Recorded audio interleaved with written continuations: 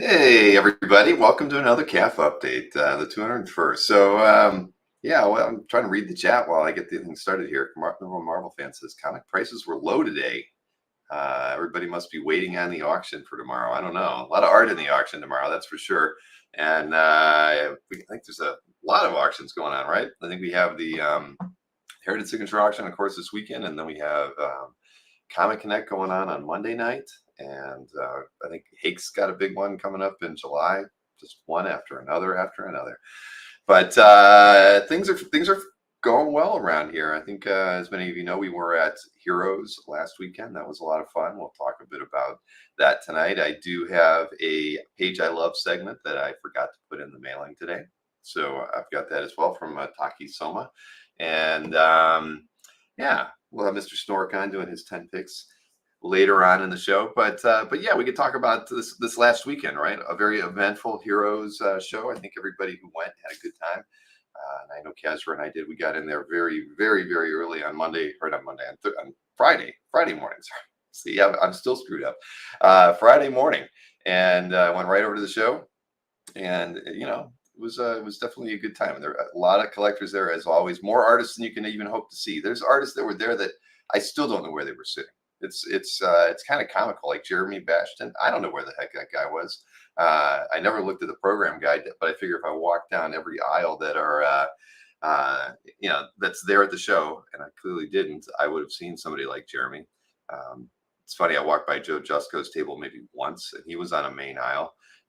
Didn't get a chance to talk to Jim Rugg, though I know Casper ran into him a few times. So it's a show that's almost too big. I mean, you got to go all 3 days, and I did skip out on Sunday, so I did not get to get to have the full 3 day experience. Stingray, who I got to meet this past weekend, it says Jeremy was hidden away in Artist Alley. I don't know. Is that a good thing or a bad thing? That's one of the problems with Heroes. There are so many aisleways that if they're not on an end cap and they're on one of the aisles like that, I do tend to feel like they get overlooked. Those artists do. Southern Comic Geek, yay! Yeah, I delivered a lot of art this weekend. I returned all of Bart Sears' pieces to him that didn't sell. I actually had to get those out of my CAF gallery now, since I had them listed there after the show. I delivered about a half dozen pieces at the show, which was always good. Somebody keeps talking about fudge. I have absolutely no idea where the fudge was at Heroes, but I did miss out on that. I saw Fred Chamberlain, who is in the chat right now. Got to talk with him, and gosh, who was with Fred when I was talking with them? It was like Khalil and Mickey and DJ were all hanging out. So yeah, overall, a good event. Marcus wants to know if he would have texted me, would I have helped him bid at the auction? Sure, Marcus, because I didn't have anything in the auction that would have caused a conflict or a appearance of conflict. So sure, if you wanted me to bid on something, I would have done it for you. Absolutely. Kazra says Fudge was on the way to Templesmith. I don't know if that's a good thing or a bad thing. Maybe Ben is a connoisseur. So yeah. Anyway, what else was there? But yeah, I saw Peter Rose in the chat. We got to speak to Peter at the show. He was running around. I don't think I saw him on Friday, but I saw him on the weekend. Who else was there that I got to see? Rob Rush was there with Joanne, and then Chuck Arnold. I mean, you name it. It was it's always kind of a who's who of the collectors that are there. Some people who said they weren't going to come ended up being there as well. Because it's kind of hard to pass up. I was even telling myself that now that I'm so busy with all the other things going on, that maybe this will be the last Heroes I go to. But then you walk away and you're like, how can you make it your last event like that when there are so many collectors there? And I mean, granted, probably the majority of the art collectors that are on CAF and hanging out in the chat and that go on our shows sometimes are probably going to be at OAX. The amazing thing is there's a lot more collectors out there that that don't participate in CAF, don't know who the heck I am or many of you are, and I think there's probably a good reason to keep going to Heroes. Potentially, I don't know, maybe one day we need a booth there just to keep spreading the good word about CAF at the very least. I did get to run into Shelton and talked with him a bit on Saturday, and he was busier than heck. But met his sister, who runs the artist painting and creation table demo area. She was very nice. She's been doing that for years. Shelton was pretty stressed out, as you would imagine, on a Saturday morning, but he was making sure all the trash cans were emptied and plentiful throughout the hall during my conversation with him. But he actually has Mike Allred going to his show next year. I think when he was at OAX, he was doing some talking with our guests, but we were there doing the same, trying to just see who might be in line for coming to OAX in 2025, and or maybe more or less firming up commitments with some artists that were there. Sorry, I'm scrolling through the chat here just to make sure. Who else did I talk to? I ran into so many people, and it's funny. I run into people who never introduce themselves, and then we just start talking, and I don't think they ask their name because I don't want to feel rude. That happened probably about a dozen times, but it's always good. I'll try to remember to ask next time. I always get a little shy and nervous about those sorts of things. Let's see. What else did I miss? Fred is a social butterfly. He can be. That is for sure. He did get around. Conflicts. Anyways, like Chuck Arnold is saying, it was the best heroes ever. Yeah, I mean, they're all good, right? I feel like the best heroes ever was the one from 2 years ago, right? The first one after the pandemic, when we all got to hang out, we had the pre-party stuff. That was a really good show. That was one that I think I'll always remember, just because, having gone through 2 years of no shows and no in-person events of any kind, to kind of get things rolling at that show was a lot of fun. And you're right, maybe there weren't as many collectors at that one, but it certainly felt like there was a lot of collectors at that show. How dare they? I'm missing some stuff here in the chat, I think, but. Bill, I will now preach on behalf of CAF. Newell, I appreciate that. Stingray, it was good hanging out with Stingray. At the end of, after the auction was over on Saturday, I was dying. I was so hungry. We had to find a place to eat. And fortunately, Rob and Kazra and Stingray and I walked over to a bar that still served food until about 1:30. So I was able to get a hamburger. And I didn't care if it was a good hamburger or a bad one, but I was starving at that point. Jeremy mentions I just bought a couple of CAF shirts to wear at San Diego. Awesome. I appreciate that. I'm sure I'll probably bring a CAF shirt with me as well. Let's see. Don't want to miss anything here. But end of the day, there was number one Marvel fan did have on OAX shirts at Heroes. I meant to bring one, and I forgot. It was probably better that I didn't. I'd probably feel guilty every time I'd run into Shelton or something if I had one on. But I'm glad that Tom, that you were wearing your OAX shirts at the show. Number one Marvel fan is saying OAX is greater than Heroes. I appreciate that. We're certainly not at the same scale, but I think we are equal or rival it on the intimacy side of the show. Right? It's not so crowded. Alberto is still trying in the chat to convince everybody that Hembeck's show has been rescheduled. It has not. It is still on this Saturday at 2 p.m. Eastern, Alberto. I don't want you to get that time wrong. It's not Pacific time. It's Eastern Standard Time. Let's see. So what else?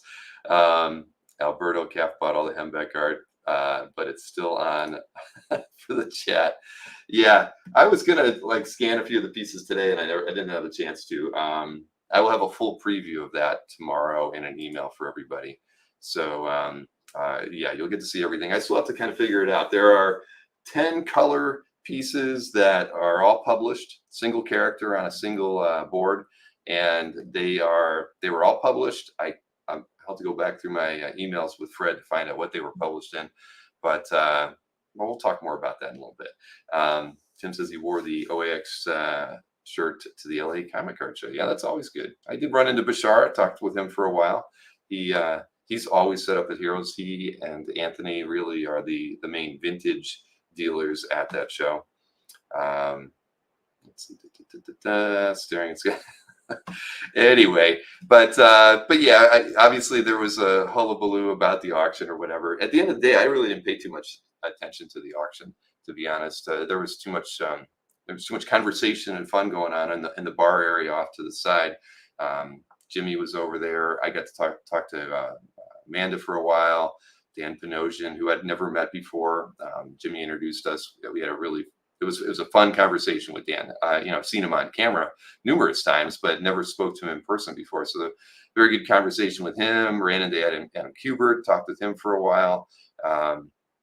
Yeah, it was kind of interesting. The hall where they had the auctions was, I don't remember our hall being quite like that. I think they actually shrunk the width of it a bit to put the bar inside an enclosed area rather than out by the top of the escalators where they were before. There was construction going on, so they couldn't use that outside area. So the room was smaller, but boy, I'll tell you, it was loud as hell inside the auction room. It was unbearable. They didn't have the speakers in the back like they did the year before, so it was very hard to hear the auctioneers going on. I don't know what happened, but I know Mark had started it and it switched over to somebody else within the first seemingly like 20 lots or something like that. Yeah, so the acoustics were absolutely terrible, Mikhail. I mean, just too many people in there. I mean, I don't know, when I compare it to, I know we had like 350, 400 people in our room. Our room was bigger than the size of their room this year because of how they shrunk it. And I think our group was just not as loud. Everybody was just talking the whole time. I mean, I couldn't have heard somebody talking next to me if I were to hang out in there. So that was why I was in at the bar. Kazra stole a gin bottle and put it back. Chuck Arnold says we left and went down to the bar.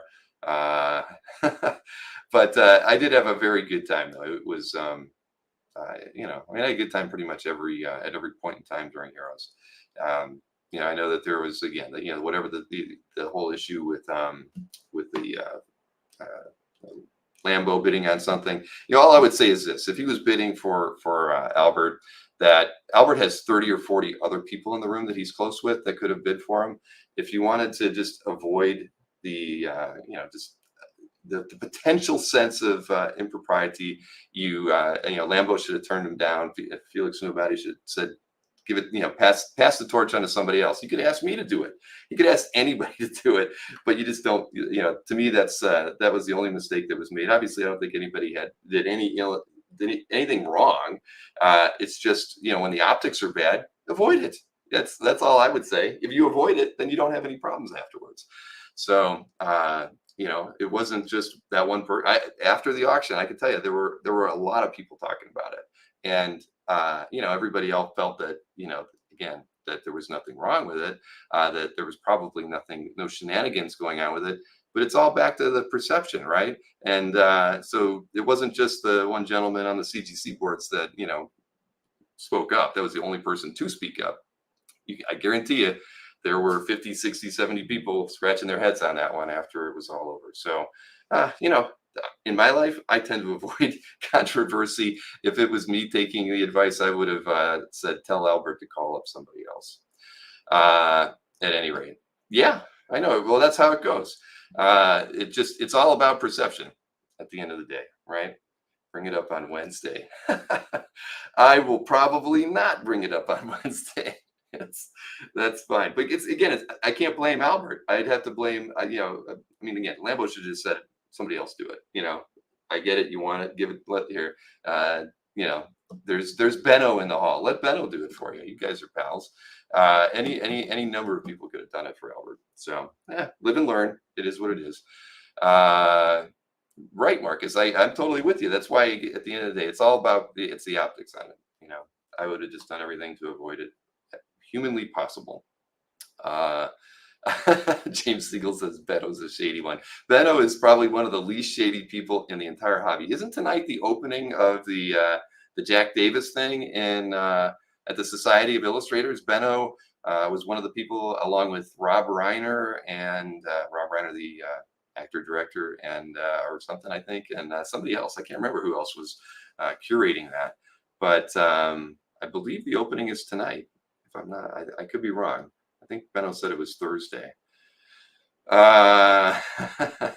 He is in Manhattan. All right, Jason. Jason follows Benno socially, and probably has somebody tailing him right now.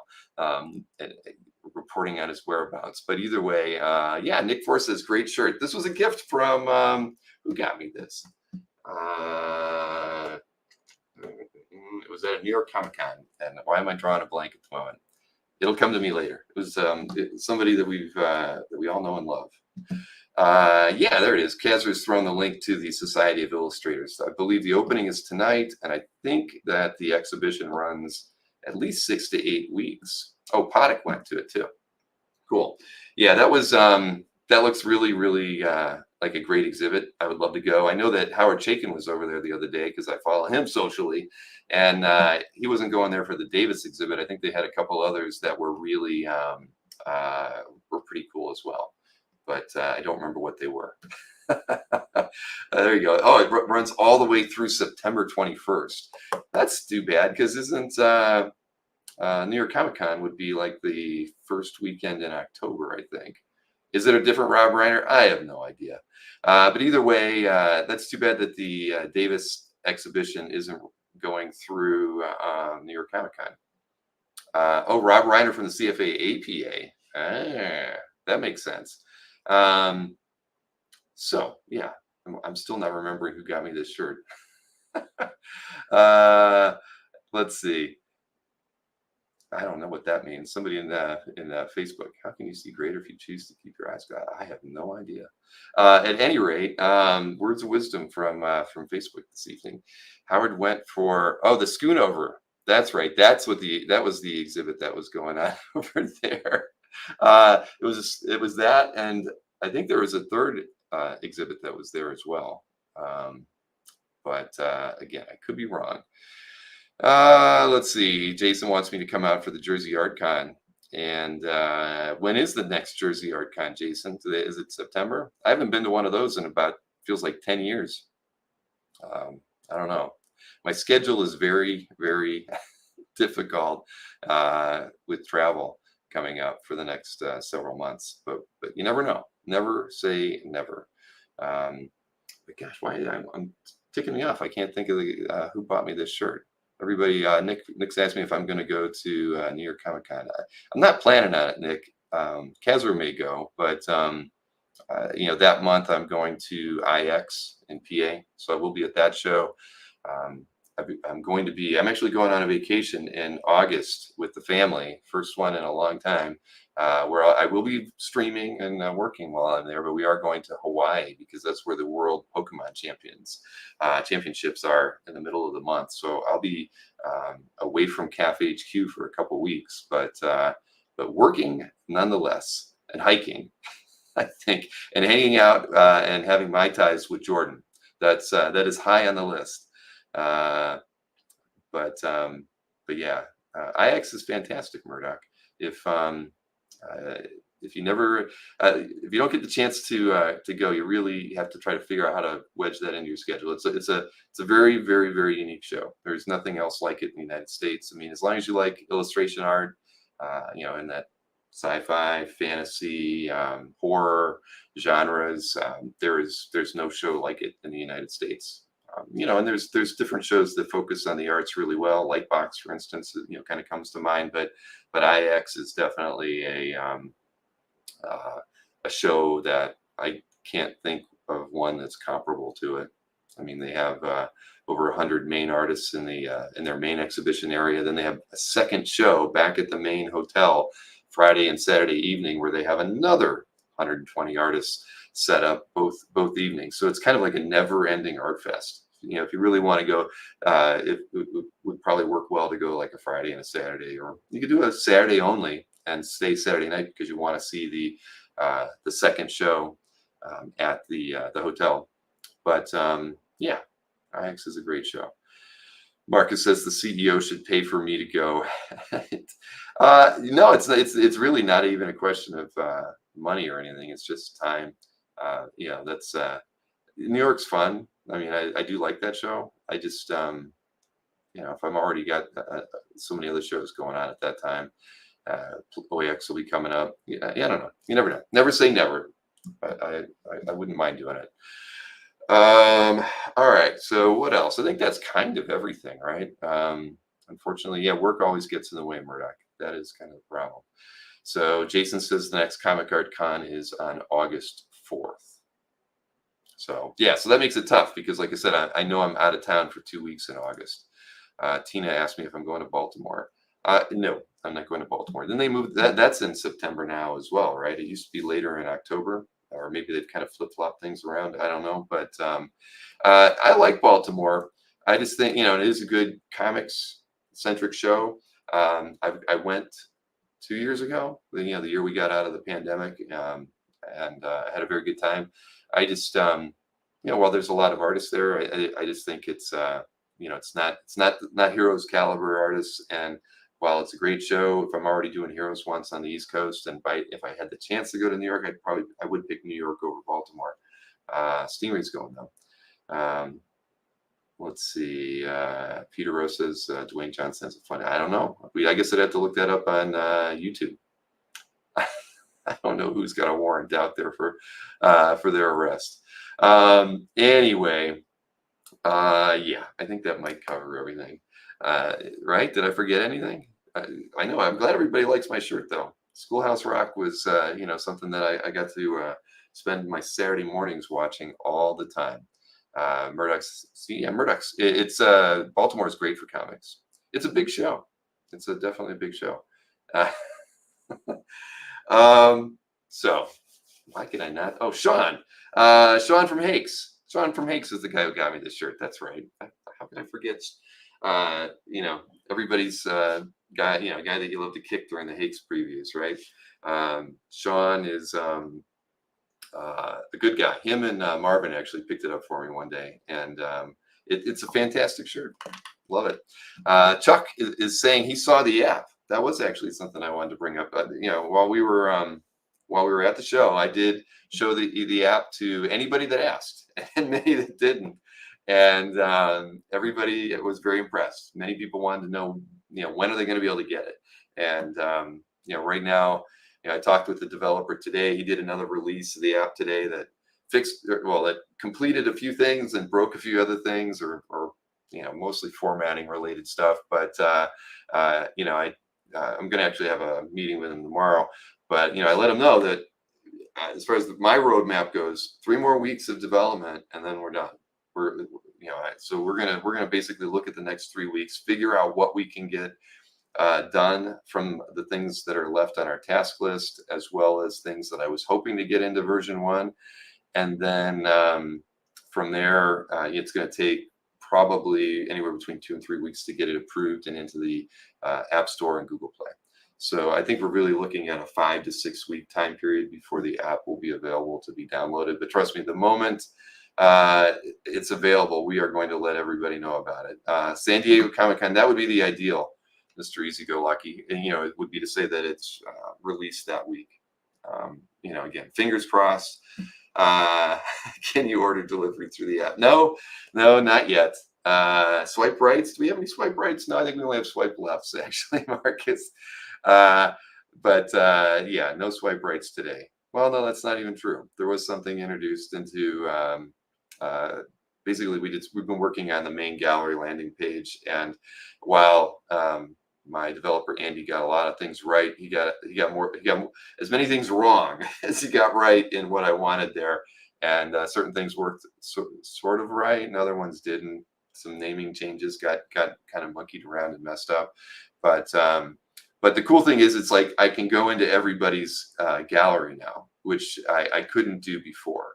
So I did. I actually went into Marcus's CAF gallery on the app today, Kazra's, Chuck's, James Siegel. I was in there a couple times. Tom, I don't think I got in yours though. But but it's interesting because basically, I think you saw the screenshots from the other day. We basically have a cover image like you would have on Facebook, right? That goes up at the top, your avatar kind of wedged on it as well. And let's see, why didn't I? Anyway, point being is that, like, on day one, of course, nobody has a cover image. So one of the things that Maureen and I had to come up with was a default. How can we set a cover image for everybody?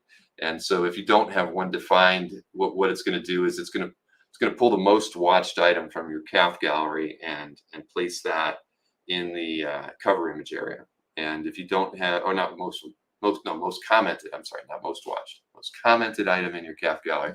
If by some strange chance you have nothing with comments in your CAF gallery, then the newest piece of art will appear there. And then if you don't have anything in your CAF gallery, which I don't believe anybody is going to end up being able to be found on the app because they don't have anything in their CAF gallery. But if they did, we actually have a default placeholder image.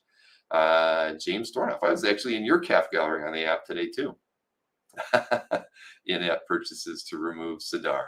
But yes, the app is 100% free. And I can tell you, the goal when we were building the app for version 1 was going to be that it would also have a non-logged in version of it. It's not going to have that. That'll be something that we have to shoot for version 2.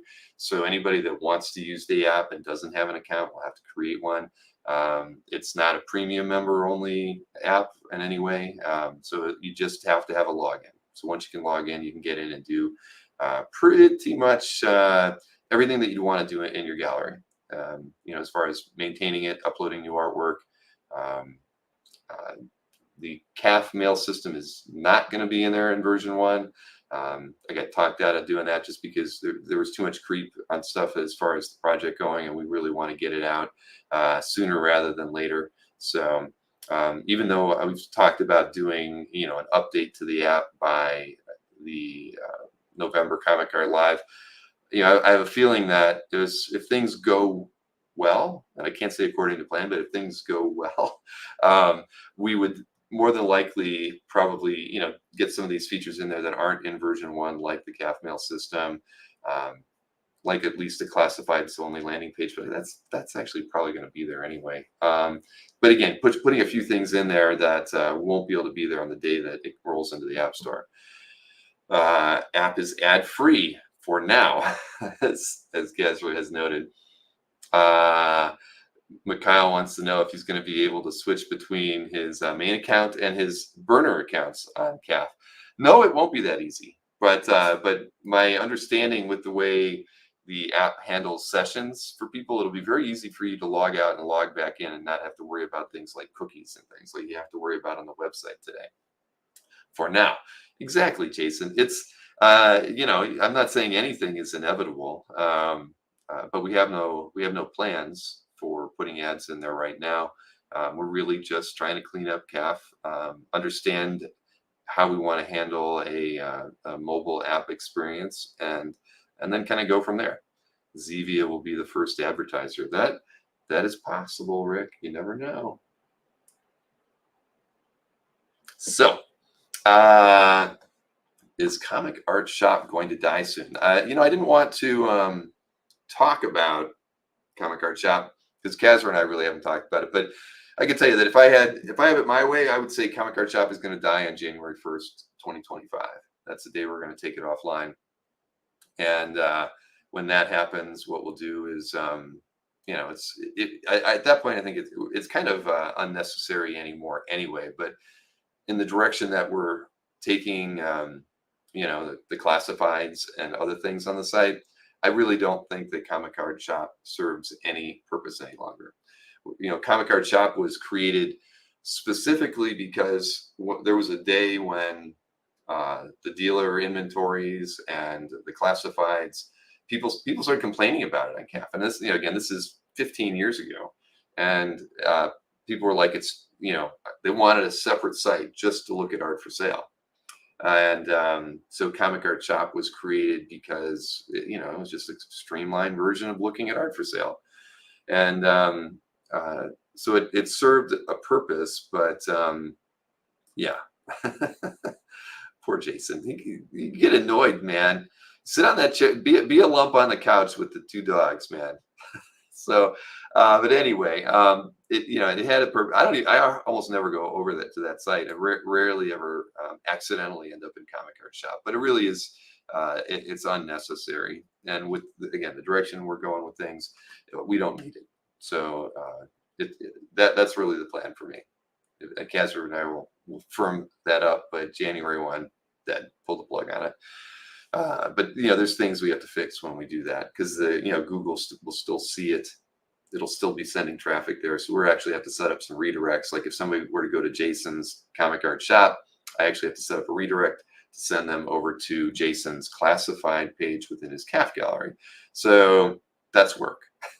So I don't want to turn it, I can't just turn it off because I have to fix the things that are going to get a little upset when we do that. Oh boy. Anyway, I think Jason's couch is big enough for three or more. Can you have alternative couches? Yeah, I saw that, Marcus. I love Eric. I do. I do. But yeah, CAF. What we need on CAF is a social feed, and so when people want to post about things that aren't related to their artwork and the things that they own, that they can do that. A little one, it doesn't, and one that you don't see unless you want to go there. So, and how did I see it? I went to the app. One of the first things I saw, because my dashboard shows me what people who I'm following. I went there tonight to take some notes before the show, and what's the first thing I see? What was it, Donald Sutherland in my feed.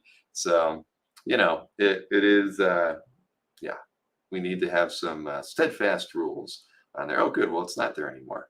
Oh, and Willie Mays. That's right. I forgot about that. But right after those was a wonderful, wonderful drawing of Tyler T. And yeah, I mean, Dan T is an amazing guy. But yeah, well, can't see it. But it's like Tyler's got red lipstick. But boy, that Dan T sure can draw. Anyway, they could do it on Discord. Yeah, exactly. Well, like I say, I actually have a plan if we ever wanted to have something for people to post photos like that, especially if they're related to the hobby. Like, I would love it. Who is it? Is it Malcolm? I don't know. I can't remember who. It might be Malcolm. At any rate, I know one of the guys when they go out to a show, they like to take pictures with them and creators, right? And they're always fun to look at, but nobody wants to see them in their CAF gallery. So creating a feed for people who want to do that would be a wise thing, because maybe it would move those pieces out of people's CAF gallery and into a feed. Yeah, Kazra did take that picture of Tyler, and little did we know that Tyler was very sick at that moment. But anyways, it is what it is, Marcus. I think right now, though, I have a concept for it. It would actually be super, super easy to do, because we already have the database structure in place to allow for that. It's really just a question of whether or not we want to implement it. So we'll see. Yeah, Tyler's here. I love Dan. Hey, I don't know who's drawing. If we put them side by side, the drawing of you or the drawing of me, that would get like the most thumbs up or whatnot. But I don't know. I think it's fair to say that at the very least, Dan T has got some mad skills. He's pretty good at. Stingray says there's a Discord ? Yes, there is actually, Newell. There is a Discord. I don't have the link. Maybe Kazra can dig it up, but there is one. I only pop over there like once a month. I get pinged when I'm tagged on something, so I do go over there.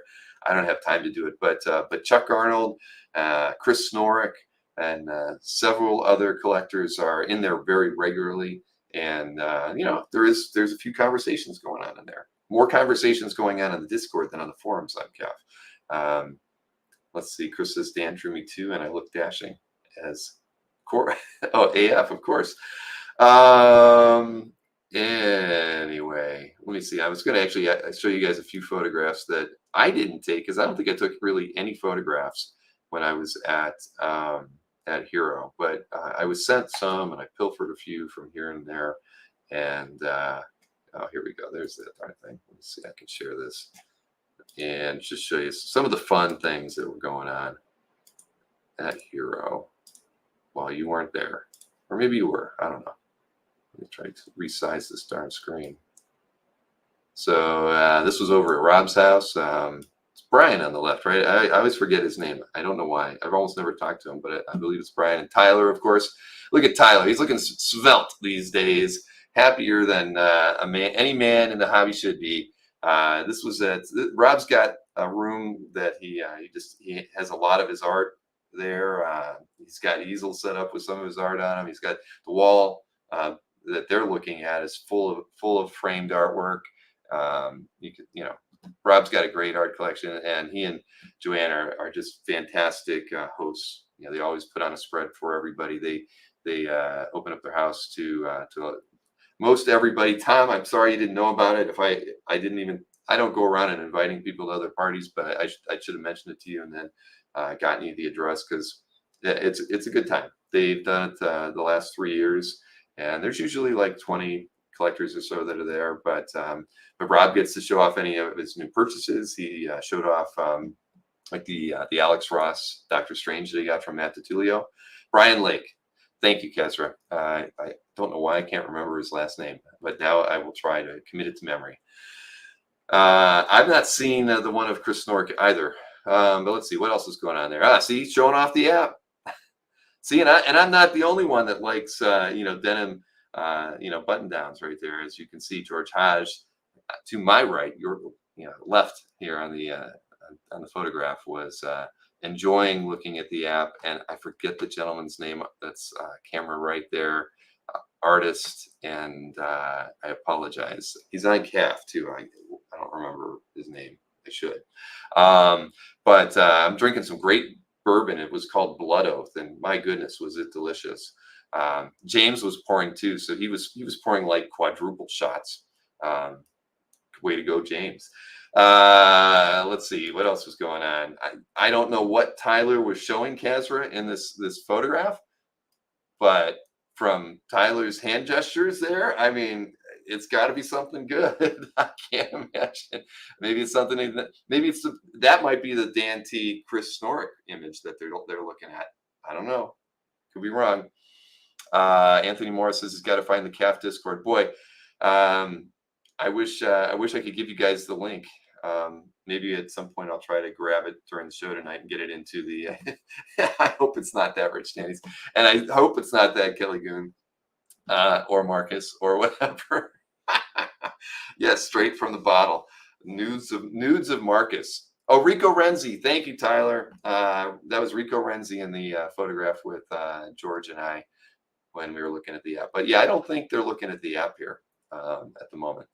Tyler has a nightcrawler hand. He does look like he only has 3 fingers, doesn't he?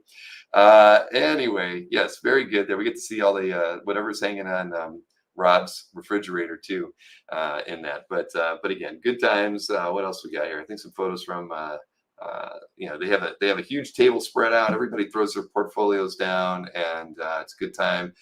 End of the table there is Jeff Singh with the Comics Code shirt on. That's E.C. Harris in the I don't know, cerulean blue polo. It's nice getting to meet Ed at the show as well. The gentleman way in the back is Rob's dad. Really nice guy. Loves Conan artwork. I don't even know what. I honestly did not get to look at a single portfolio, but I can tell those guys right over there are looking at some Ron Friends art. It's unmistakable, right, from his con sketches. What else we got there? This gentleman is an artist who has a style similar to Nir Levy and maybe a little Tradmore as well. I forget his name. Began with an M. Micah, maybe, but no, I'm screwing that up if I say Micah. But it was something very close to that. There's Rob Gomez hanging out in the back. He cut his beard off like straight, so he kind of has this King Tut type of look going on right now. Here is Micah. He's pouring. Apparently, he's one of the worst bartenders on the planet. And Joseph Melchior hanging out there as well. And what else we got there? Oh, look, I ran into Bart Sears, and he's tall. See, it's back to everybody is taller in real life than they look on camera. I had no idea. I never actually met Bart in person before, but when I returned the art, I was like, we got to get a picture, man, because Bart and I are definitely going to be working more on some art sales, I think through CAF, as well as a few more live streams. And, we'll probably do it like twice a year or something like that. Bart's got a lot of stuff, and he's looking to show it off. And finally, look at that. I put this in the newsletter today. Dan is he's like a mad scientist of caricatures. This guy could set up anywhere. A carnival. He could be at Universal. Can you imagine drawing Dan drawing caricatures for little kids? But I love it. I think that thing's fantastic. I don't know if I would have a T-shirt on it. I know I've seen some people with T-shirts of this, but it's lovely. It's absolutely wonderful. And Dan, you are a spitting image. Yeah, exactly. Look at that. Looks just like me. But yeah, it was good. Yeah, Dan's amazing. James Dorn said Bart was great in the interview I did with him. Thanks. I agree. I like talking with Bart. OAX caricatures. Dan could literally set up a table at OAX and do caricatures. I mean, what, for $50? He'll give you a 5-minute sketch, kind of like Clayton Crane, right? I mean, but I think Clayton would charge you $500 for a 5-minute sketch. But Dan could do $50 5-minute sketches. He could probably take care of at least 100 people at OAX. I know, I'm just throwing that out as an idea, Dan. People wonder what things separate OAX from the other shows that they like to compare us to. Things like that would separate us from the comparisons. 100%. Dan, you could just sit down for an hour. I bet you would get 20 people to line up to have you do that. Let's see. It's did I sign it? I did not, Marcus, but Dan says that that drawing is going to San Diego to be presented to the owner. I wonder who owns that one. Tim says it should be on OAX's T-shirt next year. I don't think so. But Prince, maybe. I'll sign Prince. It is kind of a Unabomber sketch, isn't it? It also looks a lot like that the avatar that Fish uses. Man, I've been talking a lot. 42 minutes into the show, and we're still just having a good time. Everybody wants it on a T-shirt. Marcus, that's not nice. I'm not going to highlight that. Anyway, Dan is definitely the life of the party. That man is he's a lot of fun, and he should do more drawings. You can already buy that, but we don't know where, Dan. We don't know where we can buy it. Is it? Did you set up a TeePublic site or something like that? I mean, if you did, send me the link. I'll be happy to promote it. Absolutely happy to promote it. Okay, well, that's enough of that. We've been having a lot of fun here. Oh, but I did want to show everyone one other thing, and this is I sent this picture to Chris Snorick. But if anybody knows where one of these custom things can be built, I think we should all pitch in and buy this thing for Chris, because if there's anybody that I know that deserves this, it's him. Take a look at that. That is, I actually went out and I tried to see if, like, by some weird chance that maybe someplace like not Mondo, but somebody did like a weird limited run and made these thing chairs. But this thing is so damn awesome. I want one.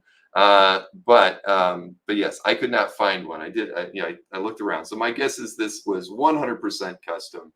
They probably took some $50 chair they bought at Walmart, and doing that kind of upholstery sewing actually isn't too hard if you have a sewing machine, so it's totally doable. But Chris Snorick definitely needs one of these. He will sit in it for every calf update, he says. Absolutely. We would start up a GoFundMe or something to make sure that it wouldn't be a GoFundMe, but you know what I mean. We would take care of Chris if we could figure out where you could get one of these. But I want one. I definitely want to pick one of these up. So yes, he needs those comics more. Yeah, those are worth a few pennies, aren't they? The first 4 issues of FF. Yeah, very cool. All right, so let me go ahead and stop that screen. Enough of that. All right, so that was my my heroes update. Let's see. George Genty had a thing zip up suit, like a suit. I'm assuming a costume that Chris could use. I will have to get a picture of that. It's Mr. Fantastic as the cushion.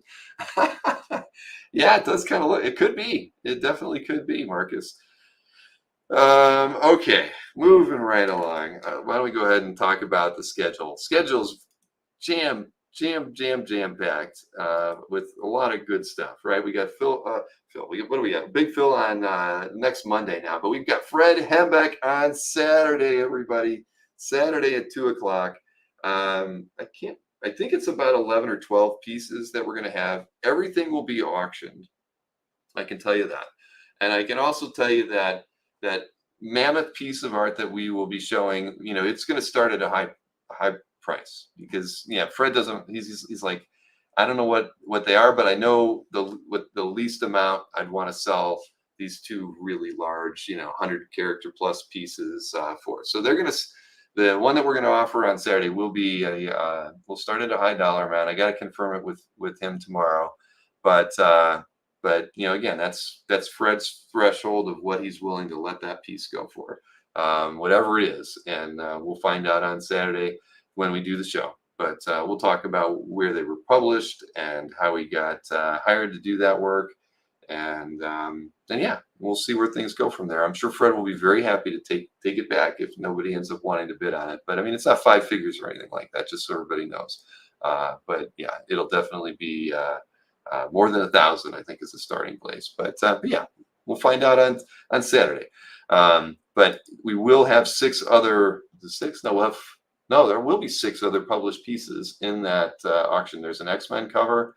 There is and then there's 5 color pieces that I believe were done for an Overstreet book a few years back. So, boy, man. Kazra found a thing suit. So yeah, that's Saturday. Then we got Big Phil. Some of you may have met him at OAX. He's a kind of a new collector, but he's organizing a very interesting exhibit in Pittsburgh that I believe opens the weekend of San Diego Comic-Con. It's Black creators, Black characters, and it's at a cultural center that I don't have the name of at the moment. I'm sure Kazra could paste a link to it into the chat for me, which would help out. But we'll be talking to him about that, about comics and comic art. I've got a Heritage Signature recap that's going to happen next Tuesday. I've got Dan Poddick have agreed to be a part of that, and we've got a few other invites out. We'll see who can come in or not. Adds to that. So Kazra's got the date and the name of the cultural center in the chat for Big Phil's show. Then what do we got? Albert Moy versus Anthony Snyder next Wednesday. That's going to be fun. I've got a LeBeau Underwood sale the following Saturday at 2. And then Next Comic Art is going to be doing a cover homage art drop next Saturday evening at 9 p.m. Rob's going to be on with me on the 2nd of July. I've just booked a Simone Di Meo art drop with Matt DiTullio and Simone for Saturday, July 6th at 2 p.m. There's going to be covers, interior pages, and a few other things I believe that'll be part of that art drop. So it's going to drop on the channel first, and anything that doesn't sell will make its way back to Matt's website. Got Will Lawson on the show for an interview on the 9th of July. An artist named John Kurtz, and you don't know him, but he did start a calf gallery. I've been emailing with him for the last few weeks. He worked with a lot of IPs. He whether it was Hanna-Barbera, Cartoon Network, Disney, Marvel, DC, you name it.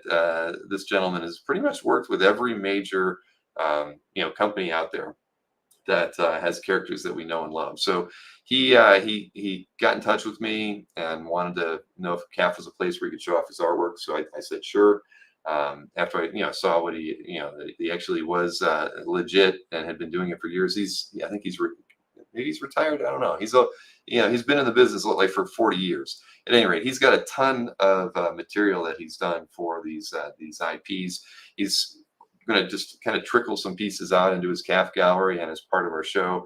And I know that's not everybody's angle, but an area of interest. But I do think that there'll be stuff that people are interested in picking up. And if not, you might know people who are.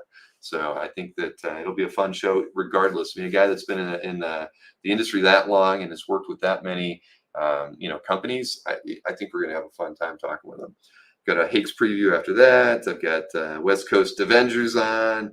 I'll be at San Diego, as will Kazra, Steve Mussolino. Sarah Jane Blum comes in from Heritage in August. Steve Crow, as he's known on Comic Art Fans, will be doing an interview. I think Kazra will be joining me on that one. He's going to join me on the Big Phil interview as well. Steve Crow, everybody just remember to guilt him for not being premium. He was premium for a year when he got gifted a premium membership. He let it lapse. He did, unfortunately. And that now I know why I lost a few premium members in May. It was probably the people we gifted those to last May. Other than that, what do we got? Ed McGinnis Art Sale. We've got Prop Store preview. Matt DiTullio will be doing a collector interview with me. Jeff Moy Art Sale. Richard Pace Art Sale. Michael McIsaac will be interviewing with me. Jose Caballero, the sketch trading card art collector, who's good friends with Miami Steve, will be doing an interview with Kazra and I. Thomas Nagovin will be with me early in September. I can tell you in September on a Saturday show, I know I've got Howard Chaykin. Well, is Howard coming back? You know what? When I talked to Howard, we wanted to book something in October, so we'll probably change that. I can tell you that I will be doing something with Yoshi and his team on a Saturday in September as well. So yeah, very busy schedule. Next Comic Art Live, I'll tell you, it's funny. I've had about 4 different art reps or dealers asking me when the next Comic Art Live event is. This has never happened before. People are really looking forward to it. So the next Comic Art Live event is November 16th and 17th. Effectively, that's like 10 days before Thanksgiving. I think Thanksgiving is on the 26th or something this year. At any rate, we were always the weekend before the weekend before Thanksgiving. So yes, the 16th and 17th of November. So by the time September rolls around, if you're thinking about moving some artwork, Comic Art Live is definitely the place to do it. All right, so we got that, and then we all know OA Expo is the January 24th through the 26th. I'm sure many of you have already bought your tickets. We're going to be making some announcements. Hopefully, well, it'll definitely happen before San Diego with some guest announcements, and Kazra and I will do some kind of a joint show at some point. Maybe it'll be part of the CAF update. We actually bought team jerseys just to make that announcement too. I can't wait to show those off. I think everybody will want one, but yeah, we'll probably only keep it to 2. Maybe we'll give them away. I'll sign mine and give it away at OAX. But anyway, what else was in the comments there? I saw that Dan said that when I get to San Diego, I'll become the owner of one of your drawings if things go right. Well, I hope we need hats too. Well, I think we have a couple weeks to get hats, Kazra. Chris Stark wants to be number 69. All right. Chuck Norris, special guest. Yeah, that might happen. Must see TV, says Peter about Steve Crow. Yes, exactly. That is must see TV. There we go. We'll auction off our team OAX jerseys for a cancer charity. I'm all for that. I'm definitely all for that. And we can give them the option. Do you want us to sign it or not? Because we did make sure that it got our names on the back as well. Tim's, and I know Tim has been waiting patiently to get the information about the collector tables for OAX. Tim, all I can say is we're close, man. I can't tell you the number of things that Kazra and I have been juggling in the last 6 to 8 weeks. It's a lot, and I do think at the end of the day, the timing is going to be right when for us. If we can get that information out to collectors and exhibitors for about OAX, with the pricing and the new agreements and stuff, for getting those out around that time frame. It's still 7. Is it 7 at that point? It's it's still 7 months before OAX. It is what it is. No, it doesn't. I missed out. Chris, you know me, I'm boring, man. I put Bill on the back of it and Kazra on the back of his. So I missed an opportunity. Oh well, next time we do it. Kazra would say, yeah. I mean, we can basically guarantee that, Tim. We will make sure that you have a table if you want one, and we are going to have a collector's corner again. I think there's going to be some turnover from people who were in there last year, and that's okay. The thing is, we want to keep the collector selling aspect a part of the floor. I think that that's the spirit of Comic Art Live at the end of the day, and we definitely want to have that stuff stay at OAX as well. No jock straps, Marcus, nothing like that. No. As a team, we didn't think we needed those. Miami Steve sounds like someone you buy whippets off of. Kinda, yeah, I guess so. But no, Miami Steve is a world-renowned trading card art collector. He's been on the channel a few times, done a couple interviews with us. So Nick Force wants to know when he gets to get an interview. Nick, just you know what, shoot me an email. We're always making a list, and we did try to build it out, so I had almost 3 months booked. But really anybody, if you want to get on the interview schedule, please shoot me an email. I mean, it's so much easier when you reach out to me versus me reaching out to you. It's not a slight. My life is so much easier when people ask, if there's time, to do it, because I don't have enough time in the day to do the things I'd like to do. Let me see here. I think that caught all of that. So yes, packages now. Packages. I got two of them. There we go. I usually would set them right beside me, but I did not tonight. I'll open this one last because it's from TeePublic, and I thought, did I accidentally order one of those calf shirts and send it to myself?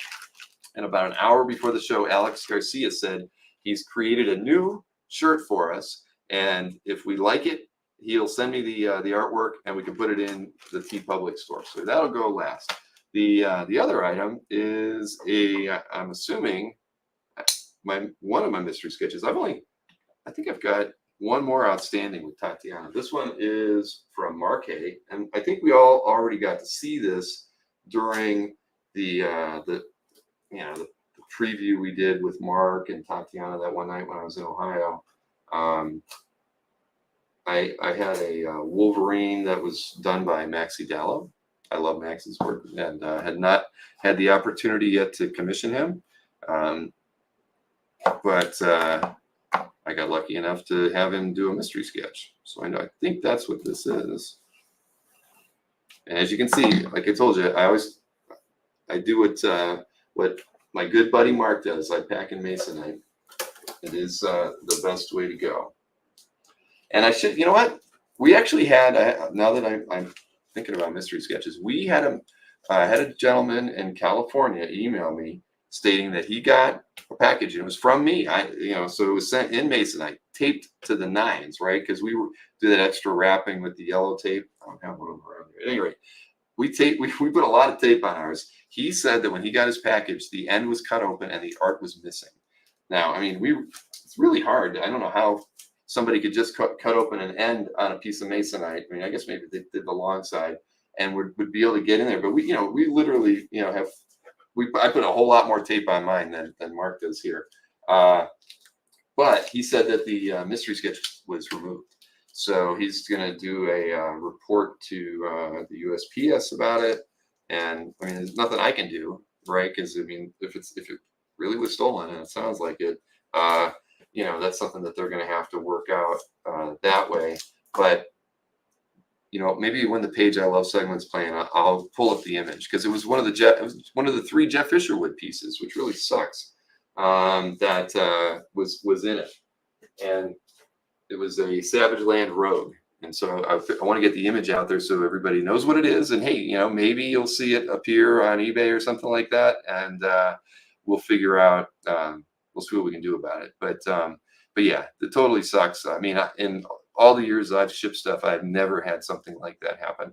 So was very, very disappointed about that.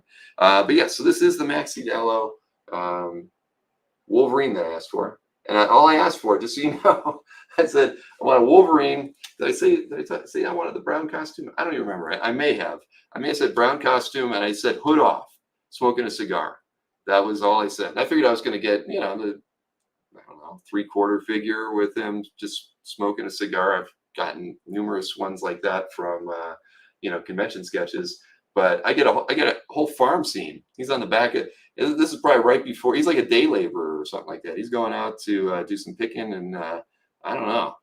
But as far as an image goes, I don't care that his claws aren't out. This is a great one. I love this thing. This is really, really, really nice. So thank you to Mark and especially to Maxi Dallo for this. This thing is really much better than I was hoping for. So yeah. All right. So Grapes of Wrath. Yeah, it is kind of like that.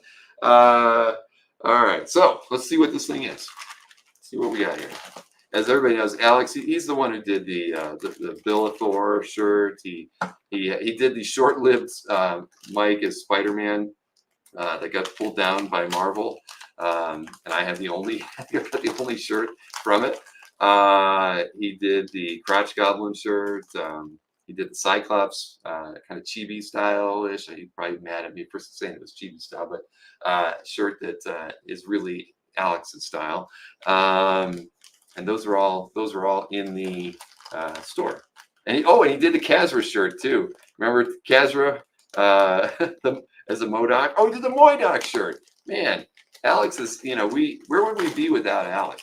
Alex is a gift to the channel, to our business. And oh my goodness, what do we got here? Holy shit. Wow. Well, Anthony's Anthony's been a little upset that he never got his opportunity to be on a show. That's so good. I want to put this on tonight. Oh my god. Wow. Alex is totally. This is so good. I'm sorry. I'm almost gonna cry. It's too funny. All right. This is like the whole show in a nutshell, right? Dueling Dealers of Comic Art.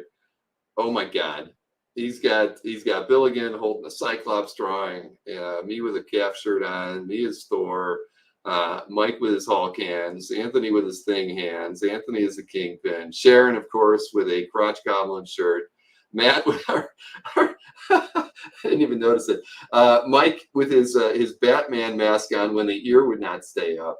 And of course, a Spider-Man for good measure in the back. I have a feeling that when we put this thing up there, that TeePublic's going to pull it down immediately, probably because of the Spider-Man. But so maybe we should time it. If any of you out there think you would like to get one of these shirts, I should probably release it on a Thursday night during one of the shows, and then we can just hope that we can get some orders in before they cancel it. Oh shoot, yeah, Christian Bale Batman. That's right, Chris. Well, thank you, Alex. As always, man, you have totally outdone yourself. If you're a fan of Dueling Dealers, this kind of encompasses so much of the show wow. Yeah. Well, I will. Well, the thing is, I think what I'll do is I'll get the art from him. We will drop this on the TeePublic store next week during the CAF update. And then everybody should just get their orders in as fast as possible, because like I said, it took about a week for TeePublic to pull the Spider-Man image. Now that was a full image done in in a pose that everybody's familiar with just Mike's head on it. But Marvel apparently scans TeePublic all the time, and that was how they got it. But you know what? I named the shirt like Spider-Man or Spidey or something like that. I will just call this the Dueling Dealers group shot or something. I don't know. We'll keep it very generic, so it'll be hard for them to find it. And yeah, you get the idea. And Shaggy. Let's see. Shaggy says, "Want to say thank you for the lightning speed delivery on the mystery sketch. It's blown away. Next comic art team is amazing." You said that. You can say that again and again and again. I'm glad you got it. I dropped that in the mail on Monday, I think so. I'm glad it got turned around that quickly. Chuck says, "Let Anthony make them." These are better than the one. Anthony's got that like prints on a shirt. I mean, it's okay. The quality on this thing's really great. And you get to pick your shirt color, right, and style and all that kind of stuff.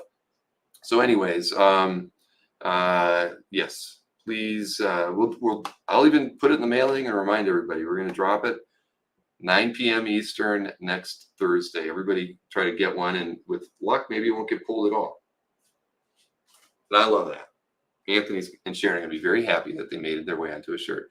Change the colors on Spider-Man, says Colin. That's not a terrible idea. What would you do, though? Make him like a black and white Spider-Man? I don't know. In a weird way, that might not does these public sell diapers. I don't know. I don't know. But yeah, let me think about that. That's actually not a bad idea. It would, because he's all the way in the back of that drawing, right? And they have no problem with me as Billithor, where I'm wearing a shirt that looks like it has, Thor, his costume printed on it, and I have a Thor helmet and a Thor hammer. They got no problem with that. Pink. We can make it pink. You're right, Chris. That's a good idea. Anyway, that thing is freaking awesome. Thank you, Alex. You are the best, man. We are very fortunate to have so many people who've contributed to the enjoyment of us all for this wonderful hobby of ours. So I thank you, everyone. Viking helmet, Alex. Yeah, man. And I'm sorry, I didn't even realize you were here, Alex. I must have missed when you popped in earlier. But thank you so much, man. Really, you're the best, Alex. I don't know. I know. Well, you're in every Dueling Dealer email, right? I think I put a link to your Instagram in there, Alex. But so anybody who's not familiar with Alex's work, check out the Wednesday emails when I promote a Dueling Dealer show, because it's got a link to at least your Instagram, maybe a few other places. But I know I got that in there. But thank you. Kesha says we need a Jason D'Ambrosio Mankini one day.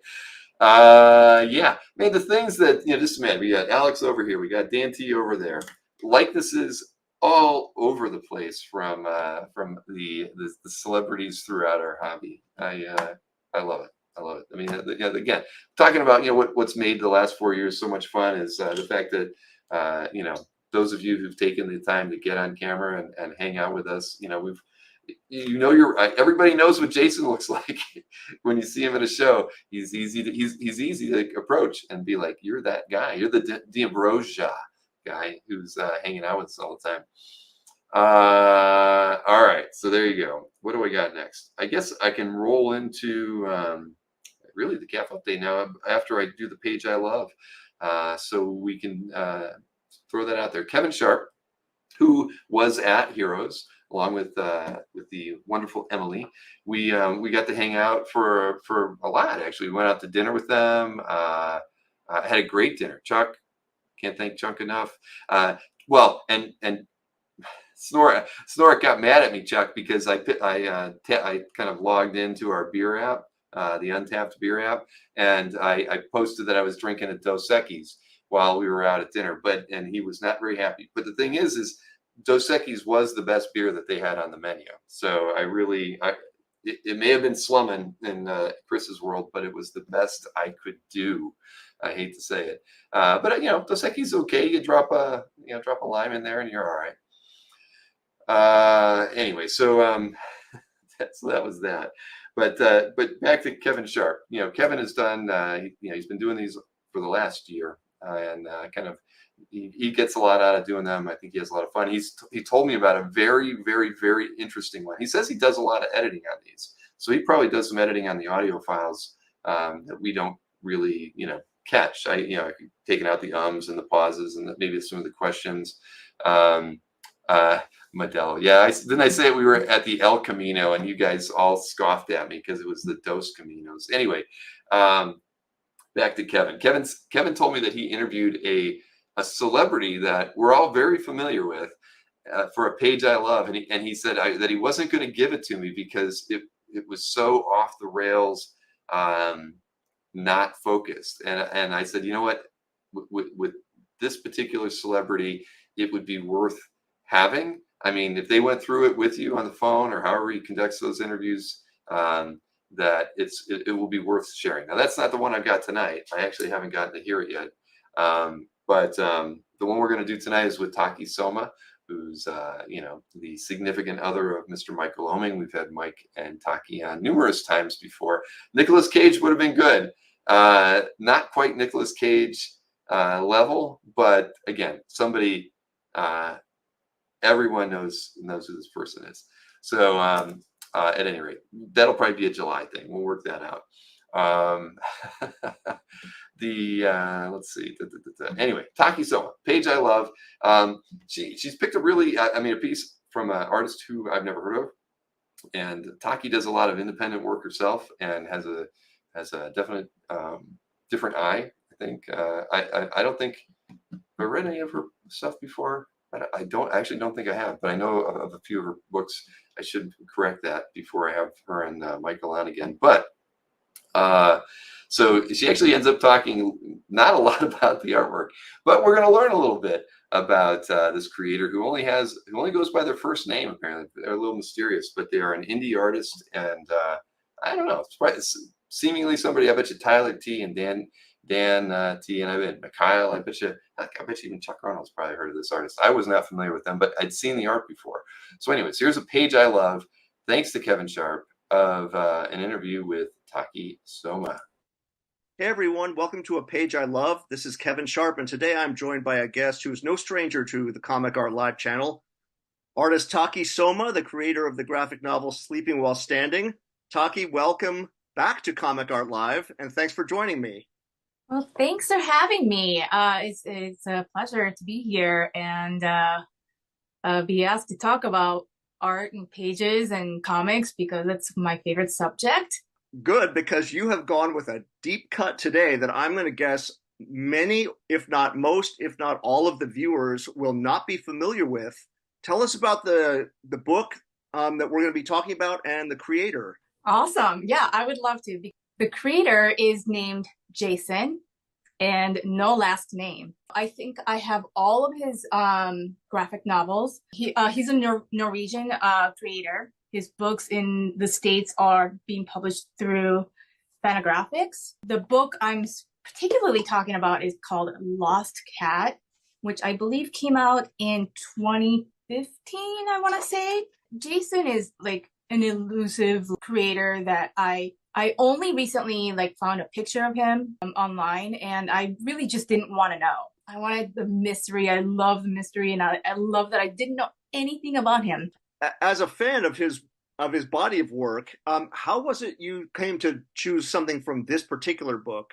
Well, it's called Lost Cat, so it's got cats in it. I've had cats and dogs as pets, but one cat in particular in my life named Xander was a very special cat to me, and I lost him a few years ago, and but when this book came out, he was still around. He's a tuxedo cat, and the cat in the book is not quite tuxedo cat, but it's a black and white cat. So I just was like, yep, this is for me. It's also really funny because most of Jason's books, the characters are anthropomorphic. So to have actual cats being handled by anthropomorphic characters are quite silly and funny. Also, he tackles really quiet, dark stories using anthropomorphic characters. So it has a lot of nuance, sadness, and humanity, and adult subjects that, like murder and all that stuff in a pleasant visual way. All that combined, that's why I chose Lost Cat as my favorite, because it's got my cat in it. Well, let's dive into the particular page that you picked, as the viewers will see it on the screen. Looking at it as a layperson from the outside, speaking for myself, one might say, well, it's a very kind of simple drawing style, very straightforward panel to panel layout. What is it about, as a professional cartoonist yourself, when you look at this page? Tell us about what draws your eye to it. Very good question. I think, well, first of all, I love panel layouts, as a whole, just without any drawings in it. Panel layouts themselves tell a story. The size, the way it's laid out, how many panels there are, or the shape of the panel, they all tell a story. And, all of us use that to our advantage. What Jason does in his entire book, The Lost Cat, every page is just 4 panels, all equal sized, just like the one you see. And I think that's a brilliant, hard approach to telling a visual story in comics. So that alone is very impressive to me, because I don't particularly feel confident in doing that myself. The first panel, you have a character, you have the cat leaping into his arms.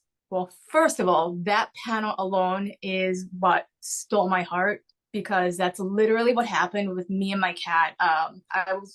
My husband and I were away, international trip, for like a couple of weeks. And I put him in a kennel, like a cat kennel place. And when I came back, the people who were caring for him was like, he was just despondent the whole time. And he's, I can't get him out of his little cage that he's in. He's not coming out. Do you want to come back here and just kind of see if you can get him out? And I'm like, obviously, yes. So I go back there. He was like just receded back in the very far corner of the cage as much as possible. And then he sees me, and he just took like literally 2 seconds just to be like, oh my God, this is finally you after two weeks. And he literally leapt into my arms just like that in that panel. That moment was like everything. As far as storytelling goes, it's just super clear what's happening. You have no questions, right? And then you have the second panel, the main character with the cat in his arms, trying to figure out what the deal is with his cat. Like, why is it so friendly? Why does it seem scared? And, and it's raining. So he's just kind of concerned. Like, it's all the storytelling is there without any like dialogue in this page. And then you have your third panel that kind of extends to his thinking. Like it's walking you through what he's thinking. Where is his owner? Where is his home? What should I do? It's very, very clear. I just love clarity and visual storytelling. And then the fourth panel, it has beats like 1, 2, 3, 4. It's very rhythmic. It's not the end of the story, but this page had a moment. He sees the Lost Cat poster. His question from the last 2 panels is answered in a fourth panel. It's a tiny story within itself just by this page, even though this whole entire story goes on. So I don't know. I just have to admire the restraint he has and the brilliance of approaching every page with a purpose, and like not relying on like panel layouts to assist him in, for lack of a better word, like manipulating the time or feelings or anything like that. And as simple and straightforward as this looks, when you deep dive into it, it's so much more. And this is why this is my favorite page. Thank you for walking us through that. And you've certainly perhaps given some viewers a cartoonist to check out who maybe they haven't heard of before. On your own work, in addition to Sleeping While Standing, you have a new book from Mad Cave called Galaxy of Madness. Tell the viewers a little bit about that. It's a sci-fi book. I did the coloring. Mags Visaggio was the writer, and Michael Oming is the artist. And this whole project came out from just us just trying to figure out what to do during the pandemic. The height of the pandemic, we're like, we want to do something. We don't know what. So, and we found a perfect home for it, which is Mad Cave. And the first issue is coming out on the 19th this month. Thanks again for joining me, Taki. Super nice to see you, and you're always welcome on the channel, as I'm sure you and Mike both know. Well, thank you for having me again, and thank you, everyone. Indeed. If I left my cats for a couple weeks, they wouldn't be jumping into my arms. They'd probably scratch the crap out of me. So a little different welcoming, I think. But Mark is very observant. Yeah, that photograph had a little Gil Kane kind of angle to it, didn't it? At any rate, yeah, you know how it goes. So anyways, thank you, Kevin Sharp, for that. And again, I've got a whole bunch of other interviews by Kevin in the queue, but hopefully we can get to that one that he literally didn't want to give me. But we'll see. I'll beg him. Maybe we can wedge that one in quicker, because Kevin likes to try to time his interviews with different things coming out for the creators too. So there might be something else, or one or two other interviews we have to watch first, but there will be a good one way or another, I guarantee it. Hello, Delight loves movies. Nice to have you hanging out. If you missed the whole show, you can always rewatch it on the rewind. We're having a good time so far. And speaking of good times, you know who's in the? Do you know who is going to be joining me right now? Do you know who is hanging out in the green room, ready and raring to go? Wait a minute. Can I hear it? Is there anything going? I can't hear it. Oh, there it is. You know what time it is. It's time for Mr. Chris Snorik. Hey, it's the man. Mr. Good Times himself. How you been, man? I'm good. You? I'm good. You saw I threw the chair out there, man. Somebody has to be able to come up. I've been Googling like a son of a bitch trying to find one, and they're not to be out there to be had. I'm certain it's a custom, but I'm also certain that I can find an upholsterer that if I had an example, they'd go, "Oh, okay, I could do that." Heck yeah. I mean, I actually have a chair, believe it or not, that needs to be reupholstered. That would be perfect. Well, I don't think it costs that much because Maureen was in this like vintage furniture thing for a while, and we reupholstered like 3 different chairs. I don't think it was, but with really expensive looking stuff. That's like the cheapest Right. vinyl cover that you can get. You're just stitching a pattern into it. So Yep. I like to think it's affordable. It never even occurred to me that could be a thing. No pun intended. I know. Chuck's asking, where did I see it? I'm pretty sure it was on the artist Graham Nolan said he got it as a gift and posted it as a picture. Now, I mean, maybe he was joking. I don't know. But I actually think it said something, other than thinking of it, I think he actually tagged whom he said gave it to him. So I don't know if this person, maybe they're another artist, or I don't know. But Okay. Jeff Whitting says it's as soft as a nerve. And that's like art unto itself, right? Well, yeah. Well, the thing is that what did I Google? And when I was doing it too, I started Googling for Marvel furniture, and it's surprising. There is a fair amount of different stuff out there. I thought, well, maybe I could replace my office chair, and they did not have a Thor chair. They actually have a Spider-Man chair. They also have an Iron Man chair, but Probably Captain America. They have a Captain America. That's right. It was those 3. And there actually was a Thor chair that was made at some point, had a hammer sewn into the back. It looked awesome, but it's a gaming company that probably had the license at some point, and they're all sold out. I couldn't find one even on eBay. Let's see. Neil Adams stars. Yeah, Delight. Yeah, I think most people know that, but maybe not. Chris, right? I think her name. I should know that. She's been selling Neil's artwork when Neil was around. They've been doing it for a while. I know that I haven't caught one of her shows in a long time, but yeah, for those of you interested in Neil's stuff, they have a vault of Neil Adams artwork that they can keep going back to. So yeah, I think we're all fans of Neil, and if you can support the family, you definitely should. Look him up on Facebook. That's the easiest place, I think, to find his live streams. He was prolific to the last. Yes, he was. CJ Designs says Cyclops. Well, believe it or not, there was a I don't know what the name of this company was. So I bet you. Well, if you do it, Google Cyclops, Marvel Cyclops chair. You'll actually see there's an X-Men chair in one of those like molded plastic kind of seats that you might have had in elementary school or something like that. Kind of looks like almost like an egg shape from the front. But it was Jim Lee's X-Men 1 cover.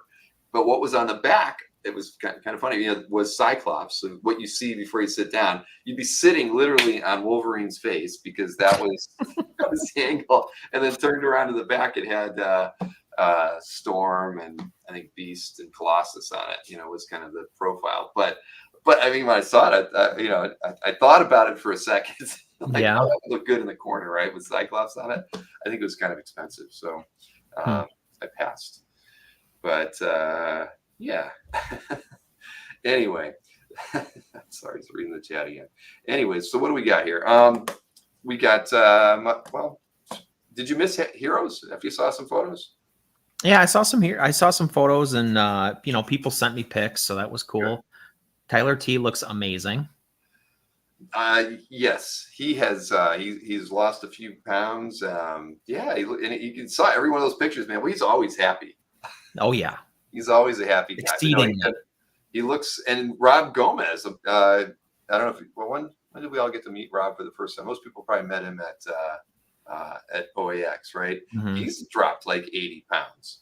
That's awesome. So he I think because I think they were comparing notes at Rob's house. I think Gomez actually has lost more pounds. I mean, he's still bigger than Tyler, but in the weight category, yeah, Chuck missed you. We all missed you.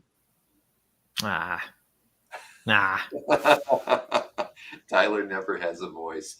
Well, that's because he's the life of the party. Tyler has That's true. he really And he does. drinks a bit. A little bit. You know, I gotta find out if that Blood Oath bourbon is like available around here. I don't know. I think that stuff's hard to find. didn't they have it at OAX? I think somebody Yeah. told me that they had it there, and I think it was gone before I got to the CEO party. But Rob's taste in bourbon is even more elite than his taste in art. Khalil says but yeah, it's great. I mean, I usually, what do I Maker's Mark? You know, I'll buy that. You know, it's good. But boy, that Blood Oath was unbelievable. Yep. You know, like I said, James really poured me like 4 shots twice, and and it was so good. I couldn't stop. You know, usually I'd probably put it down, but no, it was all there. Nick Force says, I got to send you a bottle of Ironweed. I have not heard of that brand before, but I'm always game. Corey Russ' wife works for Maker's Mark, so I'm almost done with the second bottle that I got from them. And the one I have right now, it's called like lacquer thinner or something. It's got some special, but it's good. Bill loves weed. You know, back in my college days when I went to art school, everybody loved weed. It was the 80s, man. Everybody was smoking. But no, I haven't done that in a long time. James said he spiked the drink. Thank God I went home with friends that night. Who knows what could happen. Anyway, let's get this thing rolling. I'm having a good time tonight, Chris. That's awesome. I have a lot of things I probably should be concerning me, but nothing concerns me this evening. Right. And Nick Force says the Ironweed is named after a novel movie of the same name. Okay, I've not heard that. I'll have to. Everybody's going to be Googling that now. CJ, yeah, those are words to live by. All right, so let's get on with things here. We got heritage picks first, and let's see here. What did I have absolutely no idea what I went through and looked at. Close that window. I know you picked a San Julian. There's a nice San Julian that's on there, but I didn't choose that one. Boy, that's very suggestive. A bit.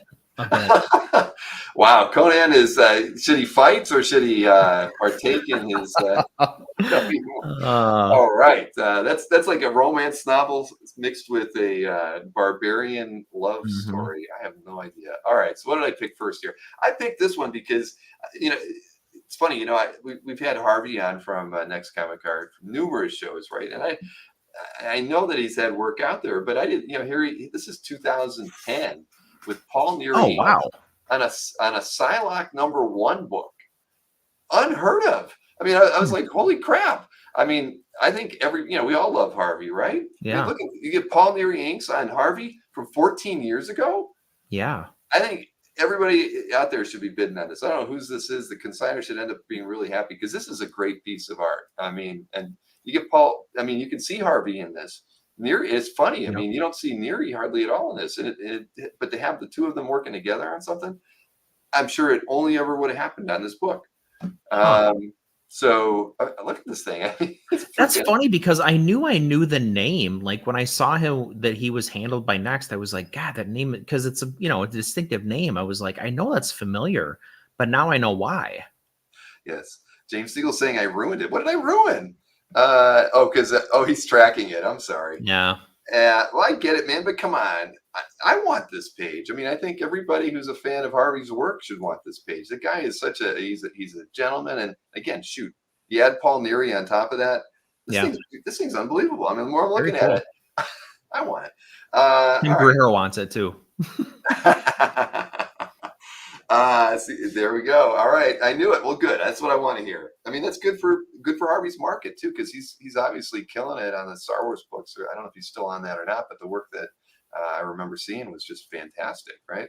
So next up, Kurt Swan and Dave Hunt, amazing inker Dave Hunt. This is a Superman DPS.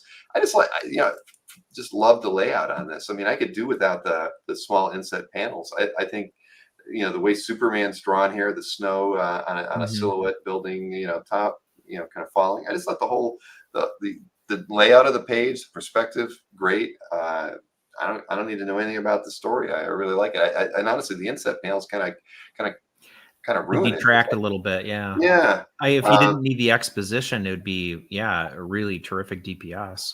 Exactly. And this is page 2 and 3. It's got the Superman logo. It says the Siegel Schuster on it. Too bad it didn't have. Yeah, it would have been cool. I guess the page 1 probably had all the the writer and the penciler and everything on it. But I would have rather seen that on here than these inset panels. But again, great image. And it's kind of funny. It's like, they're not doing a whole lot of rendering on Superman here, but I don't mind the pose, the angle on him or anything. It's a nice piece. Those firefighters are probably thinking, okay, like we'll knock off now, but he's not doing anything. Classic Superman. Right. Why can't he just like blow out the flames? He can. Right? He can. He can. But what is he doing here? He's going into the flames. He's just chilling. Yeah. Anyway, I love everything about it. Don't need the panels though. Then this one, I picked this one just because I know that, even when I saw this Action Comic Annual #1, I bought it because it had Art Adams artwork from, it's 1987. So this is, what is it? It's page 16. So you don't get Superman in costume, but you got Batman.